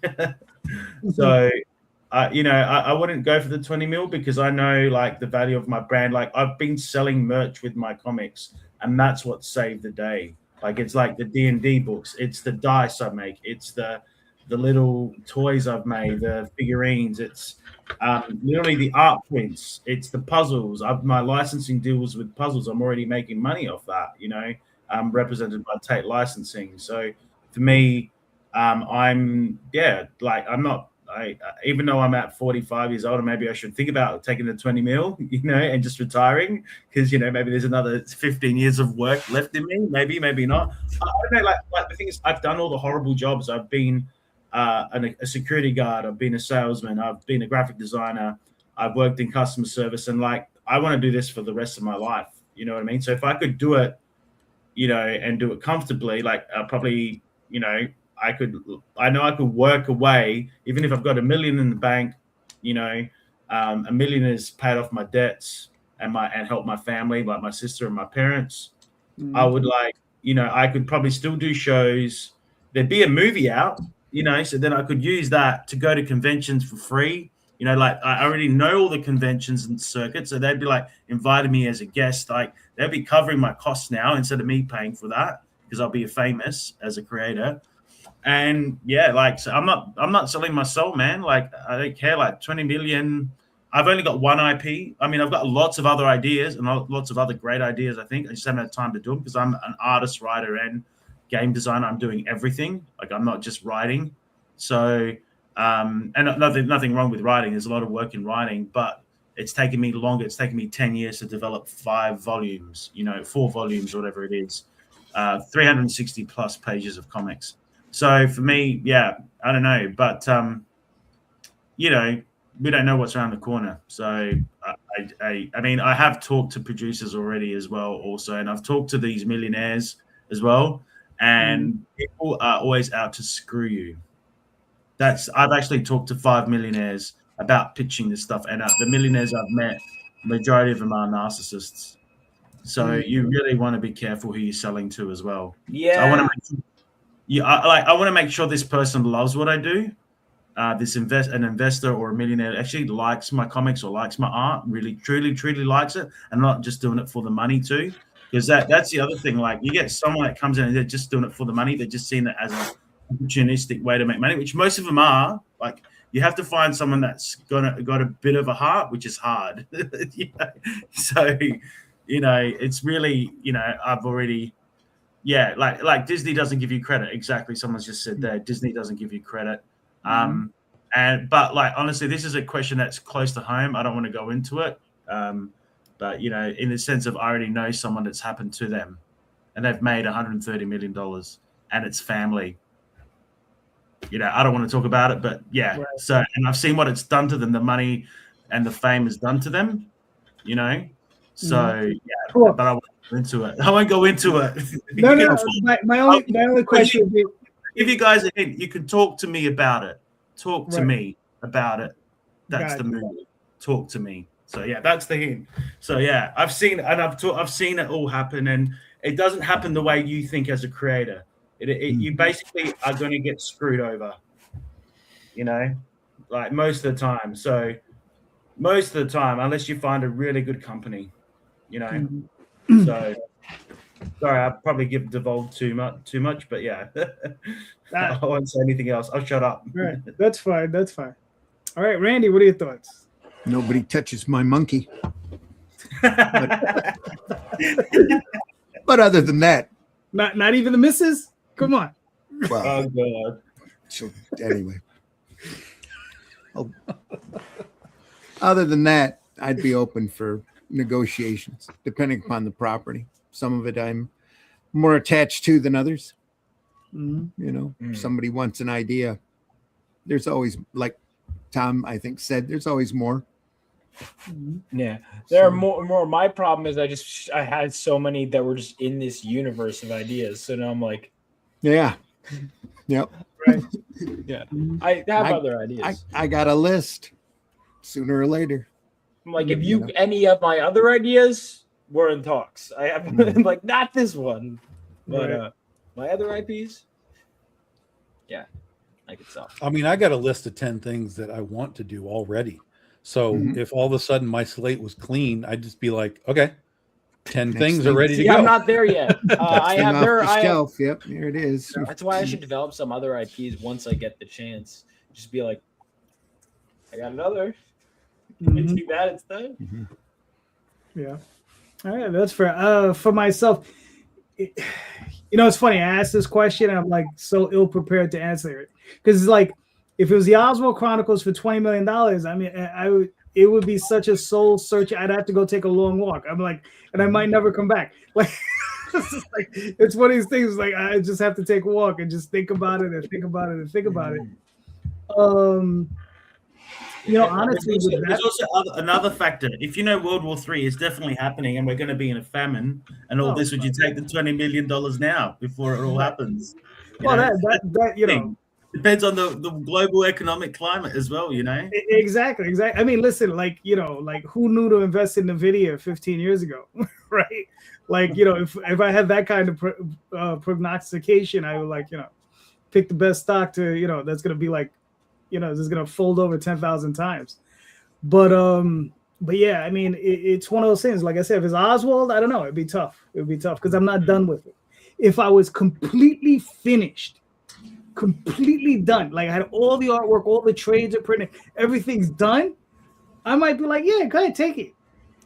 Only because at that point I'd be like, you know what, in some way it will continue to live on because they're gonna have the impetus to keep it alive for as long as possible and keep it out there, right? Like I've already done my part. Those books will survive forever, and I'm pretty sure I could negotiate into the contract that the books will always be in print, right? Mhm. And at that point, I think I could walk away. That would probably be the only point I think I could walk away. Where everything is done. I'm like, all right, I did my part, finished. I'm going on vacation. I'm going to live in Disney World for the next 2 years. The question I think really is more, how do I put this? It's more like somebody here said, like I'm selling my soul or whatever. So just as for something we're talking about here, I don't know if you guys know, but Wendy and Richard Penny have been trying to get ElfQuest made into things for decades. Ever. And Yes. they just recently made a post, or Wendy did at least, where they said, that's it, we're done. We're not even talking about it anymore. This is our last post about it. We are wrapping it all up. And she posted a whole bunch of stuff of like sketches and things that had happened over the years of like, here's an animated thing they wanted to do, here's this thing they wanted to do, and so on and so on. And they just kept showing how Hollywood, whoever was doing whatever incarnation, Hollywood just kept messing it up. Even though it was done, like in the case of Oswald, right? If it's done, you have the story, it's storyboarded, just do it, right? And ElfQuest is like that, at least the original Quest, if you wanted to adapt that. So, but they kept messing it up, even to the point where they were like, well, let's just get rid of Skywise. We don't even need Skywise in this book or in this adaptation or whatever. And so they just said, you know what, it's not worth it. And in that context, they didn't just say, give me 20 million and we'll walk away either, because they had an attachment to it to a point where I think they had a sense of not just themselves, like this is what we want it to be for us, but I think they had decades of fandom behind them as well, where they're like, well, we don't want something to be produced that then the fans are going to be like, this is some garbage. So I think for us, we're all still fresh at this for the most part. Nothing that we have has been around for almost 50 years like they've had. So I think that's where, for me, it's kind of like, I don't have millions of people that have seen my books that would be upset if something was modified to become a film or a TV show or whatever, because it would be going to an audience that really doesn't know who the hell I am or what the book is anyway. So they would have a fresh set of eyes on whatever that media would happen to be, versus ElfQuest that has existed since what, like 1984 or 85. No, publisher. 79, Was it the late 70s? Yeah. 78. So there you go. Almost 50 Daphne years. brings Yeah. up basically my greatest fear. Yeah, we'd love to adapt it. Just change. We're just gonna change everything.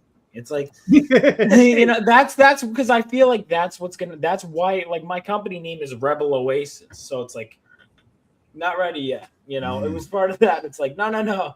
Because I've seen so many stories or heard so many professionals talk about, I created this character in the movies. It was this, you know, blah, blah, blah. And it's, now, granted, if they got $20 million, they might feel a little differently. I don't know, but I still I don't know. It's just, I don't want to see my babies taken from me. Yeah. You know, Calvin and Hobbes could have sold huge, but Bill Watterson could have made millions. It's difficult. Tintin hasn't been merged to death and has sustained itself. Yeah. But I think, you know, one of the things is that Bill Watterson also sold those mammoth reprints, right? And he sold a lot of them in the hundreds of thousands, if not millions of them. And that's he where did fine by himself. Yeah. That's his source of income. Are those reprint books? Absolutely. Yeah. That and European syndication still. He's still big. There you go. And if you read that strip, you know it's timeless. Yep. So it's going to be around for a long time. Mm-hmm. Yeah. So he's not worried about the only thing that I've read about Waterston is he wouldn't mind finding out who actually first started the little Calvin peeing decal on the back of the back of everybody's pickup. That's little distressing, but other than that, Randy, don't confess to anything to get you in trouble. Right. Tom, you got another question? You want me to continue? No, go ahead. All right. That was a good one. I like that one. All right, cool. Here's one for you guys. Give me a film, right, that you know was an influence on your work, right? And how was it an influence on your work, right? Because we all know, like I know, I have a film that I know is directly is affected by work. Oh yeah. I mean, I could say mine. I mean, right off the bat, mine, like the first Sam Raimi Spider-Man movie.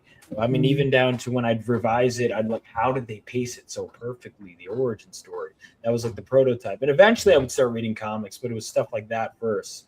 So, I mean, that's my easiest first answer. It's not my only one, but I'd say it's the most direct one in terms of movies. That was Dave Stevens, not Gibbons. Yeah. That Gibbons is a whole different screw. Yeah. Anthony, what are your thoughts?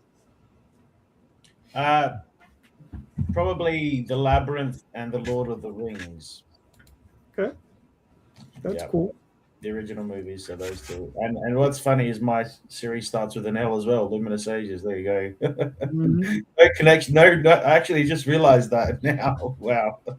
Must be something with L's. I love it. Yeah, nothing wrong with it. And those are good films. Randy, what do you think? I don't know if any one film, goes back. Just the big influence on me as a kid was probably those Saturday afternoon bad, sometimes bad, sometimes excellent science fiction films you used to catch instead of going outside and playing. Oh, you mean like Laser Blast? Like Laser Blast, like when worlds collide, and there you go. There you go, Rosario. We got one in for you. Yep. That Logan's Run, that kind of stuff. So I didn't realize that was a TV show. Also, later on, very short run TV show. Yeah. That's what I heard. It didn't run very far. Yeah. All right, cool. I'll have to check that one out. I haven't checked out Logan's Run yet. But yeah, any 80s any 70s, 80s science fiction movie you can find, no matter how low the budget is, has probably got some incredible value. No, I mean I believe it. When I've heard nothing but good things about that one. Laser Blast, some of the worst stop motion animation you'll ever see in your life, but it's worth watching the movie. Wait, really? I thought Laser Blast is one of the worst movies of all time.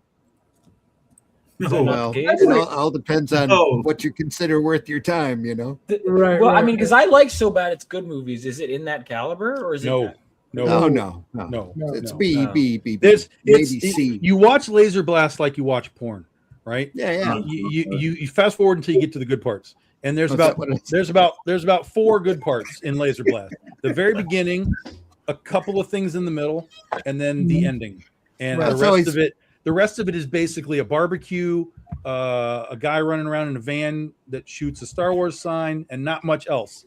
Right. But when you get to the alien guys doing things, that's when you stop fast forwarding, and you'll be fine. Okay. Interesting. Yeah. When you see these little guys. Yes. The little guys. Little guys.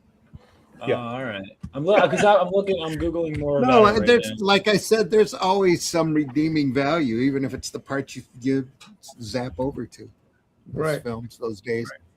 Battle Beyond the Stars. 78 was an insanely good year for movies and comics. 80s in general. Yeah. No, I was saying 78 to like. Yeah. I mean, the 80s. Well, yeah, the late 70s into the 80s. Star Wars kind of kicked the door open for a lot of that stuff. Well, 78. I mean, Halloween, 1978, Night of the Living, or Dawn of the Dead, which I was at Steel City Comic Con, and I get a message there like, "Oh, you know, Monroeville Mall, which is right next to you, is where they filmed that movie." And I'm like, because the convention hours, as soon as I go in before it opens, I'm out. It's over. I'm like, so I missed the mall entirely, and it's right there. Yeah, and next time. I think they're destroying it or they're shutting it down. Yeah, I think they've closed it up. Yeah. No. Yeah. All right, Tom. What do you got? So I have a really specific, weird answer, but in general, I'm well aware that the 70s and 80s have put me on the path of all, because I do all different things: superheroes, westerns, horror, fantasy. I'm everywhere. And so I know that I've drawn inspiration from all of that stuff in sort of one capacity or another. I can't like look at a movie and be like, I made something because I like the Dark Crystal, but I know that there's elements of it that I'm like, oh, I liked something about this. And so it's just ingrained in me. All of that kind of stuff is just ingrained in me. So sometimes though, I'll watch something and I'll realize like, oh, like Critter does that. And I'm like, I must have pulled that from, sort of out of the ether of like, oh yeah, I saw that I saw that in a movie and now she does that, for whatever reason. So there's things that pop in that I think are kind of funny that there was zero intention to be like, I'm doing that, but it still happened. But here's the weird one. And it's not so much an influence, but it was something that taught me something. Halloween 8, Halloween Resurrection.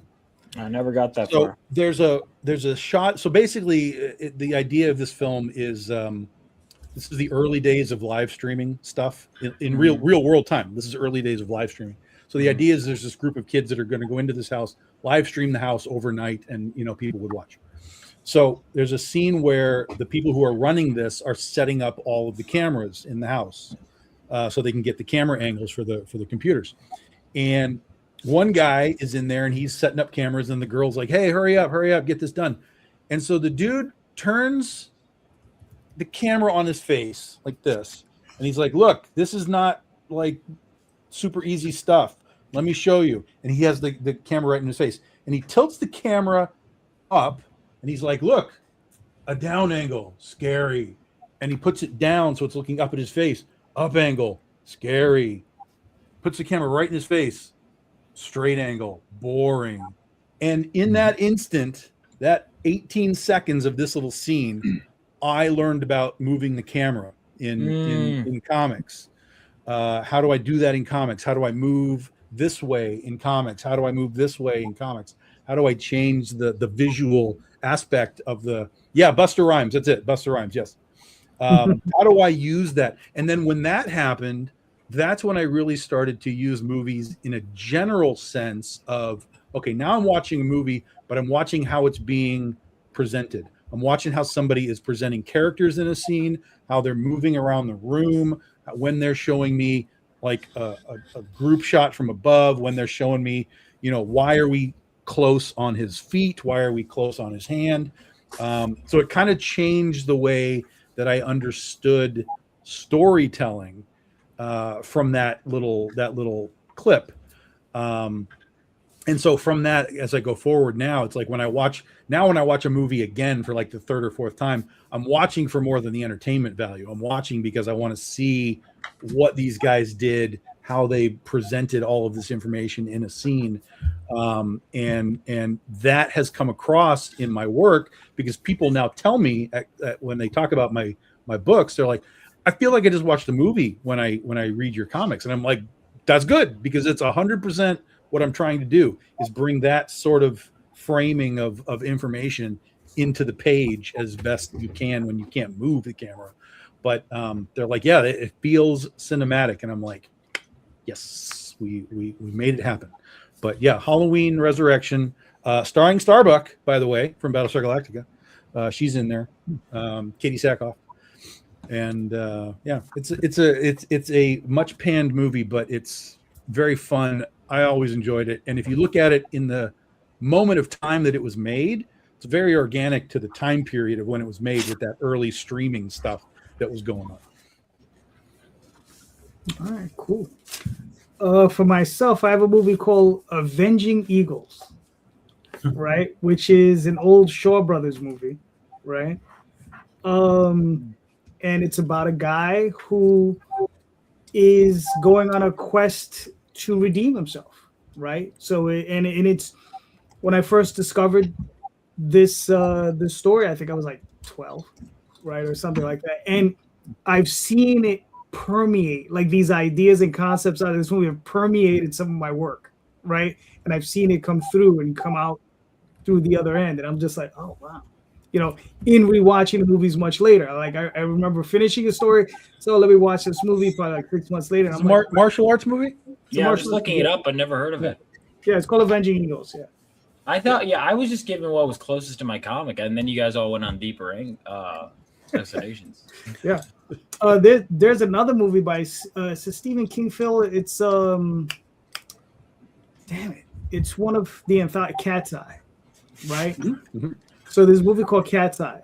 Mm-hmm. And I remember I watched the movie when it first came out, wrote the Oswald story, wrote his origin, watched that movie like 2 or 3 years later, and I was like, fuck, I ripped him off.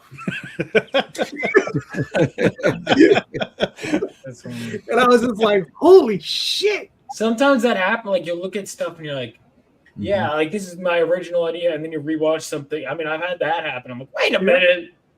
Well, do not tell anyone. When I was first making Critter and I was figuring out the tail and the ears part, I was originally going to have it as some sort of like holographic element to it. And then J. Scott Campbell put out his Wildsiders book and did exactly that. And I was like, well, take that away. Yeah. There you go. That's exactly it. My first day. But yeah, that's what I got for that one. So let's Tom. So real quick, Vaughn. Go. I want to make this very clear. Yeah. No one on this panel has told you that you need to watch Laser Blast. No one has told you. I am very much aware. Okay, good. Because JD Rosario continues to tell me that I told him that he needs to go watch Laser Blast, which is a false statement. There are other stories. No one has been like, it's essential. No one has told me this. Yeah. Good. I'm fully aware. I'm just wondering because there's this series. I don't know if you guys ever heard of this. This YouTube. I wonder if he still is making it. It was the series called The Search for the Worst by this YouTuber. I Hate Everything. That's when I first heard a load of the. Is that Tom's cousin? Yeah, that's about right. Yeah. I bet I hate more than he does. And he did. He would do. this going through the bottom low 100 rated movies on IMDb to find the worst and rank them. And Laser Blast was one of the episodes he did, so I was surprised to hear anyone talk about it positively. Oh no one's talking about it positively. Okay. That hasn't happened either. Okay, we talk about it ironically. That's correct. We talk about it ironically. Yes. Okay, because that's why I was like, you're scrolling through, you're just bored out of your mind, and you notice it on Tubi, and you go, then you put it on. Maybe then you line up your gummies. Just because I have the comic, there you go, and the toy, there you go, and the VHS. It's you're still telling me I don't need to watch it. I'm still not telling you or anyone that you need to watch this movie. It's all nostalgia. Noted. If you want to watch a good old sci-fi movie, Flash go Gordon. watch them. What? There you go. Them? Did you Flash just go to Gordon. them? Them, yeah, with Them. Them is ants? really good. Yeah. That's a good movie. Them, I'm curious because I like James Whitmore. That's is like in way that, old, right? That's 54, isn't it? That was like around. That's like older than the first Godzilla, isn't it? No. It's back there. I don't even know. It's a black and white film, but it's a really good film. No, I mean I It love is. the original Godzilla, so I'm sure I'd love that too. And it holds up. Them holds up real good. Here's an interesting Here's one for you, Robot parallel Jock, to okay? here. So if you watch, you've seen Alien, you've seen not too far away Aliens, from here. the Yeah, I've plural. seen both. Okay, so when you watch Aliens, and then you watch them, there are scenes in They're Aliens right out of it that, from what I've heard. that Cameron pulls directly out of them. Yeah, I've heard that. Yep. I remember seeing it side by side. I'm like, all right, I'm gonna watch. But not to just tear him down. Spielberg and Lucas did it too with Indiana Jones. There's things that they pulled out of old serials from way back in the day that are like, we just pulled this out and stuck it in there thing. So that's just like we talked about, like what's your influence and how do you use it? Some people can hide it well. Other times that stuff gets found and people are like, oh look, this is from there. To me, it's also like I'll have a vision in my head, but I let my artist enough artistic freedom where I'll give them sometimes references from a movie or a comic, but ultimately it's different enough. But like Claremont stuff, I'll send obviously pages from that. Like sometimes images I like, but when it comes to movies, honestly, there was a Shawshank Redemption reference I sent him for the first book. There was a scene I was like, I want you to evoke this, watch this scene. I want you to evoke this feel. Yeah. I mean, that sort of thing happens. I'm going to go weird and dark on you guys. All right. What? Is that right? It's a weird question. What would you do? When do you pull out of a Kickstarter if it's not funding? Like what? Like would you? Would you like? Well, they give you your money back if it doesn't fund anyway, right? Yeah. They don't take the money. You don't get it. No one gets charged, but I'm just saying, or do you do you grind until the very last minute, or do you just give up? Is there a point where you just give up and move on? Do you get what I'm saying? So like do you fight to the end and try and share it to as many people and get it out there, or do you just be like, you know what, I'm done. It's not funding. It's only 40% funded. That's what I'm at the moment. I'm just saying, like if you're in that position, what would you do? Would you fight to the end, or would you just be like, no, this is shit, move on? Well, I think it depends on, because just saying 40% doesn't mean anything. 40% could mean you still need $300. You know what I mean? Mm-hmm. So in that regard, you just keep going and you try and get that $300. If you need $3,000, then that now you're in a different situation. So I think it's very based on what you actually need and how much time you have left. But there's really not a reason to stop it unless you're just looking at a complete, like, oh, we're a week in and we've made 12% of our funding. Then something's wrong, right? But if you're halfway in and you're halfway funded, you may as well just ride it out and try and make that shot and. Yeah. Do you go harder or do you go less harder on promoting? What do you do? Or do you just let?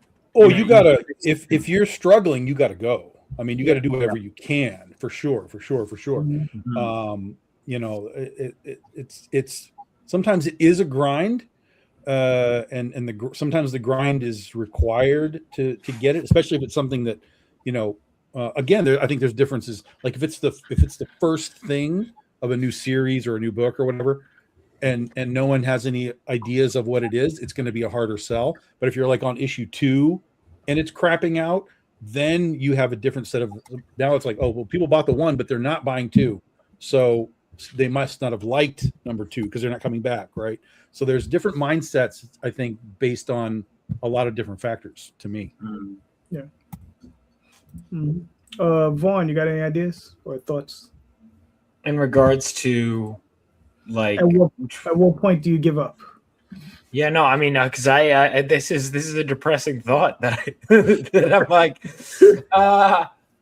because at first I thought you said when you back a campaign, I'm like, I wouldn't do that because it'll give my money back. But now that you're talking about one that I have, I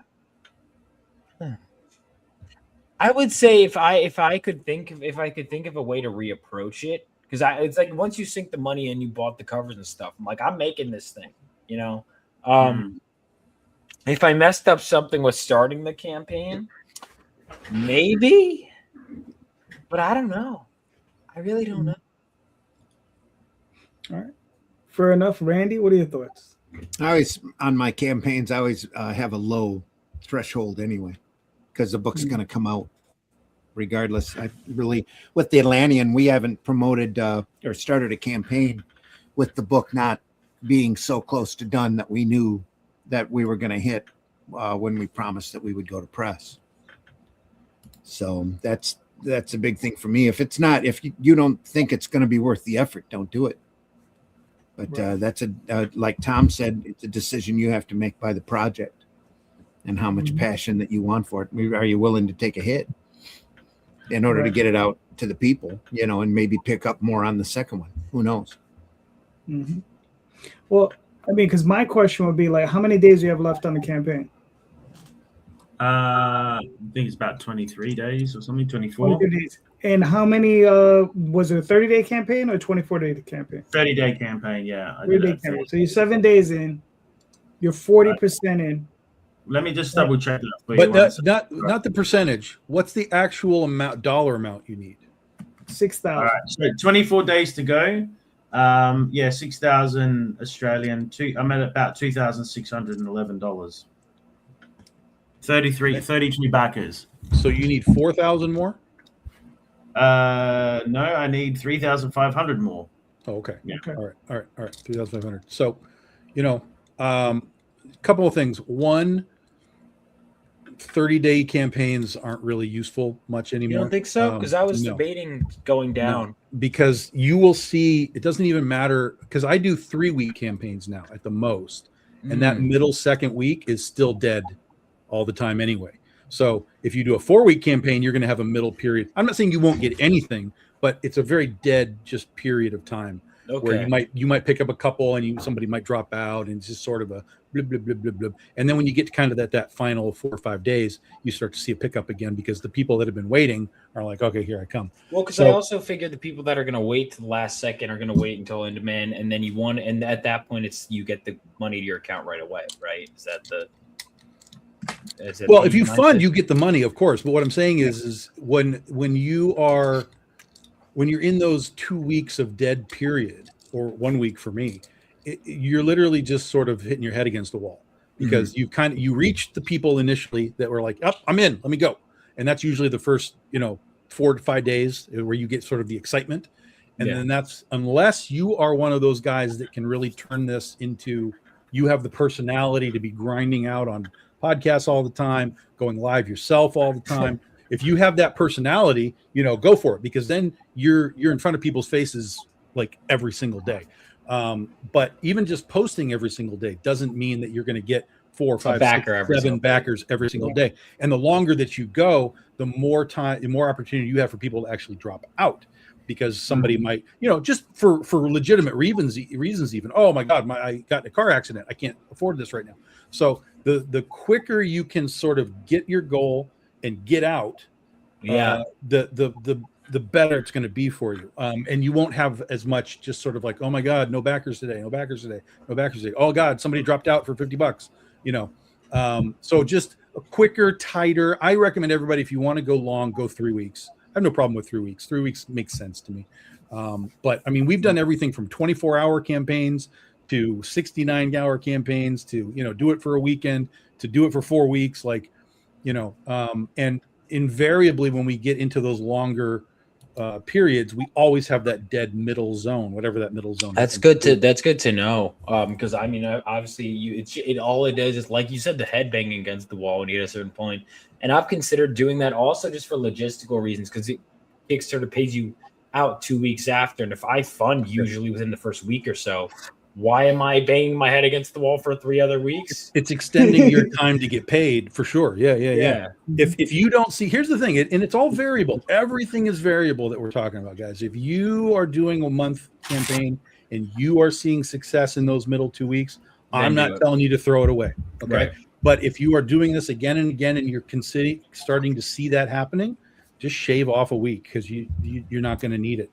It makes the event tighter. It makes the event shorter. It makes people a little more, oh my God, I got to get in on this because it's only 3 weeks long. That's just my suggestion in that regard. Yeah.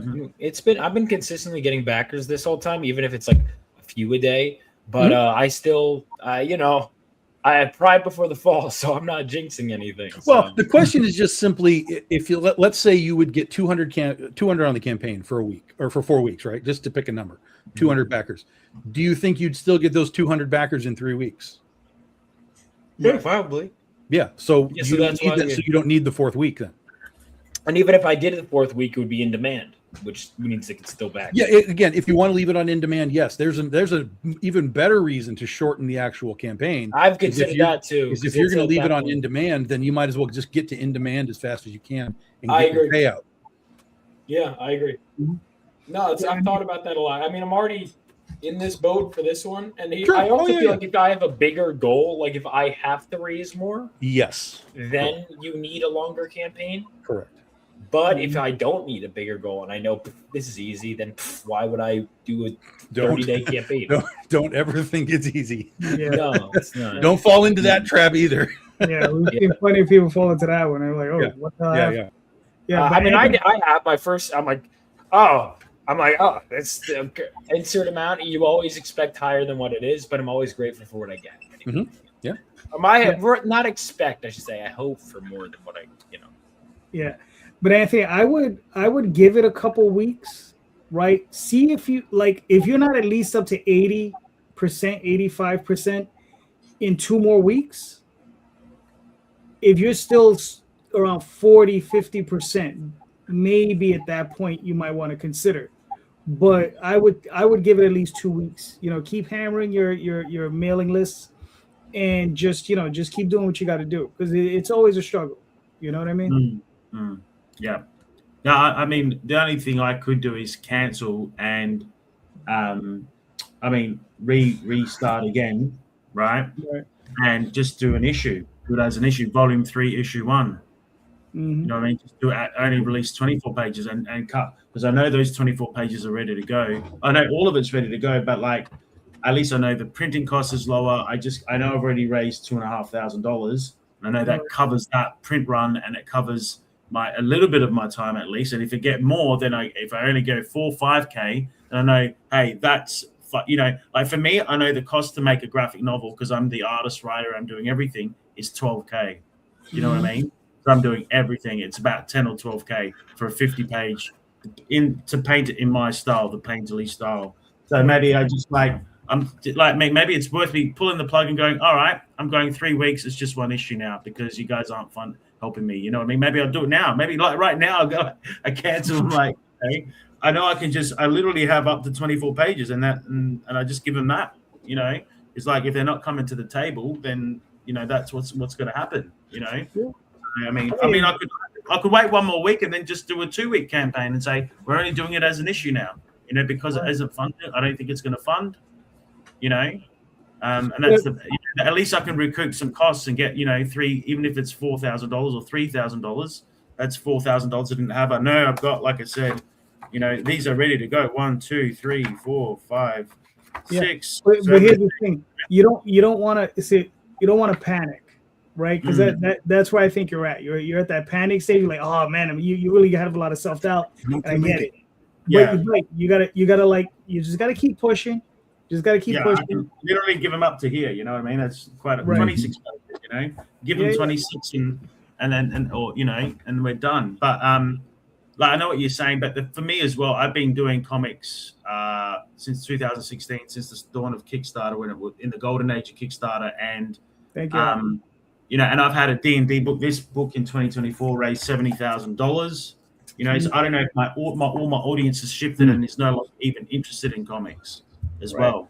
You know what I mean? Like I've raised collectively $300,000 on Kickstarter since 2016 for comics, books, card games, and all that. Not a brag here. I'm just saying, like, so this is the worst. This is the worst I've had it. And all of those other things that you're talking about have completely different audiences. D&D people will come for D&D and so on.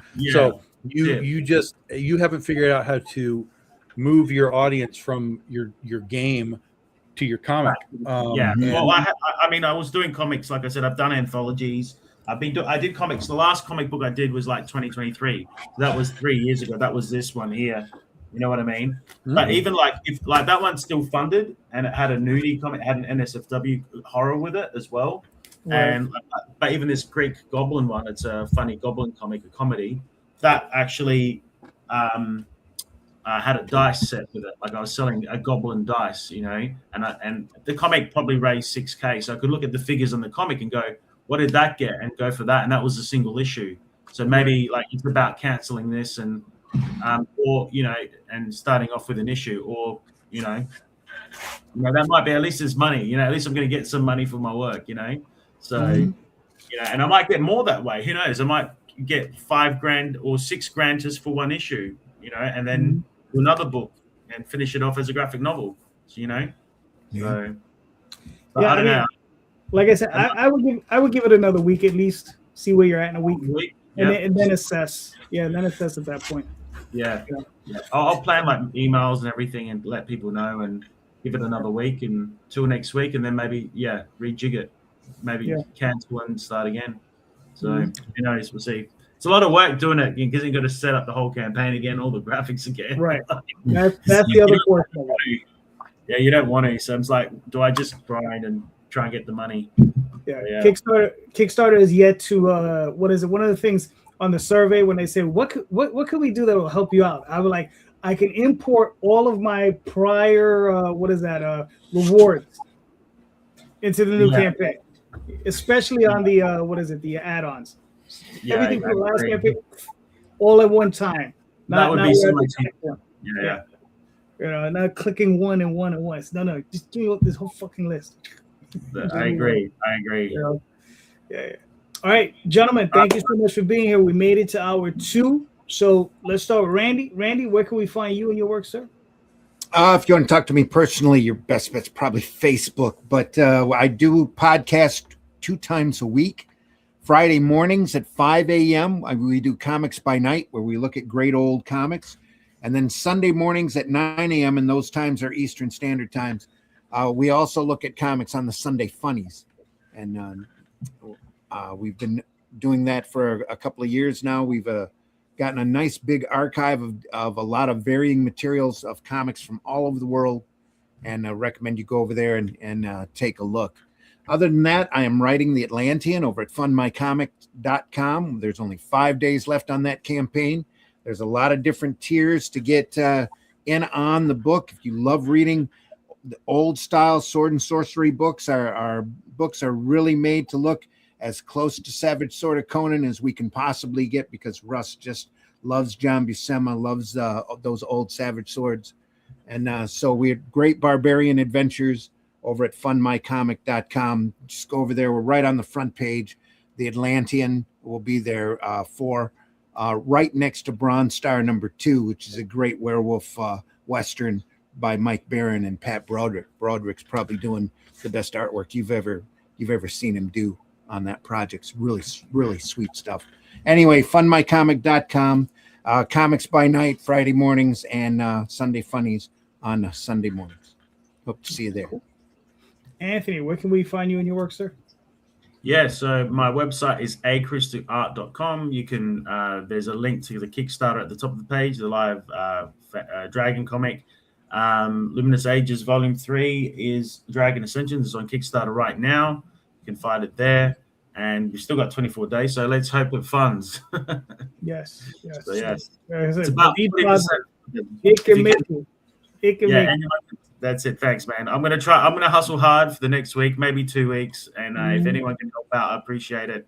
And like I said, if anyone's got a live Kickstarter as well, like if you back me, I back you. So that's one thing I'm doing right now. So if you got something live or you got something you want to share with me, send me. I'm on Facebook as well. So Antonios Christou, you can find me there. My real name is Anthony, but Antonios is the Facebook alter ego. So right. But you can also do campaign swaps. Add where you. I'm happy to do. Yeah, happy to do that cross promo with anyone. So and like, but I can back you. You can back me, and I can also do. Can't afford that. I can also do backer updates with you and vice versa. So exactly. Yeah, because I always find that helps. Mr. Tom, where can we find you in your work, sir? BigDogInc.com. Go get books. Our next campaign will be May 22nd for the final issue of Goth Day.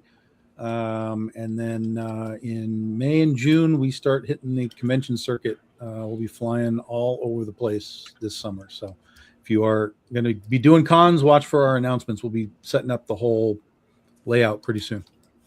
Very nice. Sorry about that. Vaughn seems to have he stepped away. So watching Laser Blast, he's like, "Oh, I found it! I found it! It's on TV." Yep, yeah, that must be it. Everybody, maybe he's ordering the Blu-ray on Amazon. Could be. All right, so everybody, please, you can find me on Facebook, Twitter, Instagram, all those different places. Here Sunday nights, primarily on Kickstarter with Magi's Grace and Rod Espinosa's Adventure Finders. So, actually, before I finish, Vaughn, why don't you let everybody know what it's you and your work? No, that's all right. He found Laser Blast on Tubi. Yeah, Laser Blast. Most important, I think, takeaway from the night. I think that Tom said. I think he actually said you have to watch this movie. God, nobody's telling you to watch that film. Yeah, nobody. I'm watching it. I probably will not. It'll be on the bottom of my watch list. Yeah, well, we've warned you. First 10 minutes, last 10 minutes, couple things in the middle. There you go. Okay. Right. Okay. You've been warned. Vaughn, but where can we find you in your work, sir? Yeah, so got my website, rebeloasisstudios.com is where all the books can be found right now. I decided to throw my variant covers up there.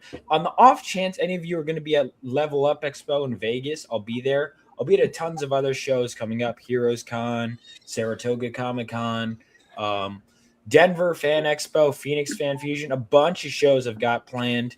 And obviously, you can find my current book on Kickstarter, Phenomenova Issue 4. Plenty of great stuff on the way. I'm on Global Comics as well. So that's where you can find me. When is the Vegas show you talked about? Next weekend, Level Up Expo. It's a gaming convention. So cool. I'm curious. Cool. I'll have the market cornered possibly by default for comics. Never know. You never know. Are you from Vegas? Is that where you're from? Oh, you're just going out there. Okay. I had friends that were there. I'm going out there. I'm like, we'll see. Because I talked to Henri. I was getting his advice. He's like, go where there's an audience. And, I'm like, all right. Yeah. That's true. All right. So back to, like I said, Kickstarter. You can find me on all those different places. Friday nights probably with Jay and Tom.